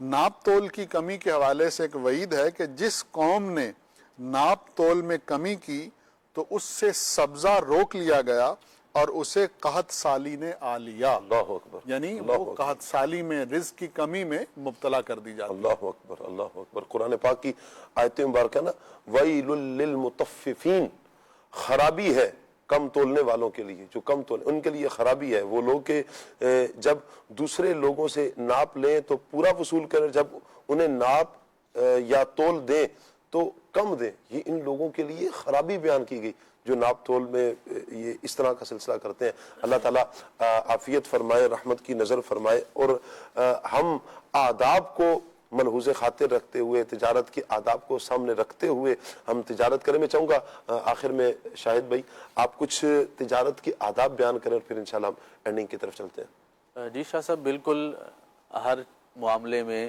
ہر چیز کے آداب ہوتے ہیں، آپ کوئی بھی کام کرتے ہیں اس کے تقاضے ہیں، اس کے آداب ہیں۔ اس طریقے سے تجارت کے لیے بھی بہت سارے اصول اور آداب ذکر بھی ہوئے، ان میں سے چند مزید اس کو پلس بھی کیا جا سکتا ہے کہ اگر کوئی تاجر تجارت کے لیے اپنے گھر سے نکلتا ہے، اپنے دکان پر پہنچتا ہے یا گھر سے نکلتا ہے، تو اس وقت اس کو اچھی اچھی نیتیں کر لینی چاہیے کہ میں تجارت کی غرض سے اللہ تبارک و تعالیٰ کی رضا حاصل کرنے کے لیے جا رہا ہوں، رزق حلال کماؤں گا جس سے میں اپنے اہل و عیال کی کفالت کروں گا۔ یہ اچھی اچھی نیتیں ثواب کی نیت سے کریں، اور اس میں یہ بھی پیش نظر رکھے کہ میں اپنے دکان پر اچھا مال فروخت کروں گا، کوئی عیب دار چیز بغیر بتائے نہیں بیچوں گا۔ اس کو چاہیے کہ اپنے دکان پر اچھا مال خرید کر رکھے تاکہ کسٹمر کو اچھی چیز مہیا کر سکے۔ اگر اس کے پاس کوئی چیز اچھی تھی، اچھی چیز لے کر آیا، بعد میں اس میں کوئی نقص آ گیا، تو اب اسے چاہیے کہ وہ دینے والے کو، لینے والے کو نقص بیان کر کے دے، اور اگر زیادہ خراب ہو چکی ہے تو اسے ضائع کر دے۔ اسی طریقے سے تاجر کے لیے یہ معاملہ فہمی بھی ضروری ہے کہ اسے کرنسی کی پہچان ہو، جو نوٹ وہ لیتا ہے جس کے بدلے وہ مال بیچتا ہے، تو اس کے لیے ضروری ہے کہ نوٹوں کی پہچان بھی ہو، اس کو سیکھنا چاہیے، اصلی نقلی کی پہچان ہونی چاہیے تاکہ وہ خود بھی دھوکے سے بچ سکے اور کسی اور کو بھی دھوکے سے بچا سکے۔ اگر خدا نہ خواستہ ایک تاجر کے پاس کوئی جعلی نوٹ لے کر آتا ہے اور اسے وہ مل جاتا ہے کسی بھی ذریعے سے، اب اسے پتا چلتا ہے کہ یہ نوٹ جعلی ہے، تو اسے چاہیے کہ وہ آگے نہ بڑھائے بلکہ اس کو ضائع کر دے، اور اللہ تبارک و تعالیٰ کا شکر ادا کرتے ہوئے اگر وہ نقصان اس کو مل بھی گیا تو اس کے پیچھے بھی کوئی نہ کوئی اللہ تبارک و تعالیٰ کی طرف سے کوئی حکمت ہوگی، ہو سکتا ہے اس کا نعم البدل اسے مل جائے، لیکن اسے ہرگز یہ نہیں کرنا چاہیے کہ وہ اس نقصان کی بھرپائی سامنے والے بندے سے کرے، وہ اس کو بھی محفوظ رکھے اور اگلی بار اپنے لیے بھی اس کو محفوظ رکھے، اور اس طریقے سے اس کا لین دین جس انداز سے ہے، اگر کسی سے مال ادھار پر لیتا ہے تو بر وقت اس کی ادائیگی کرنے کی بھی نیت کر لے، اور پوری کوشش کرے کہ میں نے مال خریدا ہے تو اس کی ادائیگی بھی بر وقت کروں گا، اور اگر کسی تاجر کے پاس ایسے کسٹمر ہیں جو ادھار پر لیتے ہیں، بعض اوقات منتھلی لگے ہوتے ہیں، دکان والوں کے پاس آتے ہیں کسٹمر جو سیلری بیس لوگ ہوتے ہیں، جو تنخواہ دار طبقہ ہوتا ہے، وہ دکانداروں سے عمومی طور پر ادھار پر لیتے ہیں، تو ان کے لیے بھی یہ آسانی پیدا کرے کہ جب تک ان کو سیلری نہیں ملتی یا جب تک ان کے لیے حالات بہتر نہیں ہوتے تب تک ان سے مال کا تقاضا نہ کرے، اور ان کے لیے جتنی سہولت میسر کر سکے ان کو وہ سہولت دینی چاہیے۔ بہت شکریہ آپ کا شاہد بھائی نے ماشاءاللہ آخر میں چند ایک آداب بیان کیے ہیں، اللہ کرے کہ ہم ان آداب کو سامنے رکھتے ہوئے تجارت کریں۔ اللہ پاک سے دعا ہے اللہ پاک کی پروگرام اپنی بارگاہ میں قبول فرمائے۔ سبحانک اللہم و بحمدک اشہد ان لا الہ الا انت استغفرک و اتوب الیک۔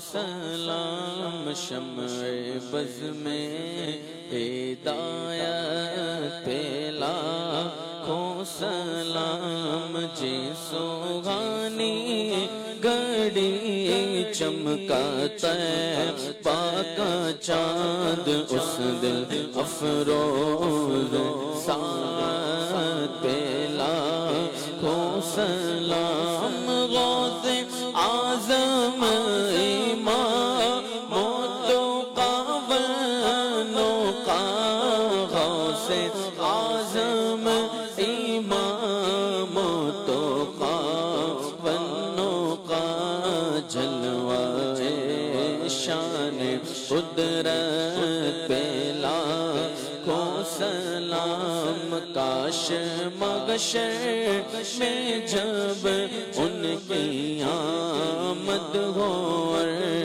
بھیجے سب ان کی شوقت پہ لاکھوں سلام، تو مجھ سے خدمت کے قدسی کرے گا رضا، مجھ سے خدمت کے قدسی کرے گا رضا، مصطفیٰ جان رحمت پہ لاکھوں سلام۔ کھلے آنکھ صلی اللہ کہتے کہتے، کھلے آنکھ صلی اللہ کہتے کہتے، کھلے آنکھ صلی اللہ کہتے کہتے، مدی کی ہے اس سے تشہیر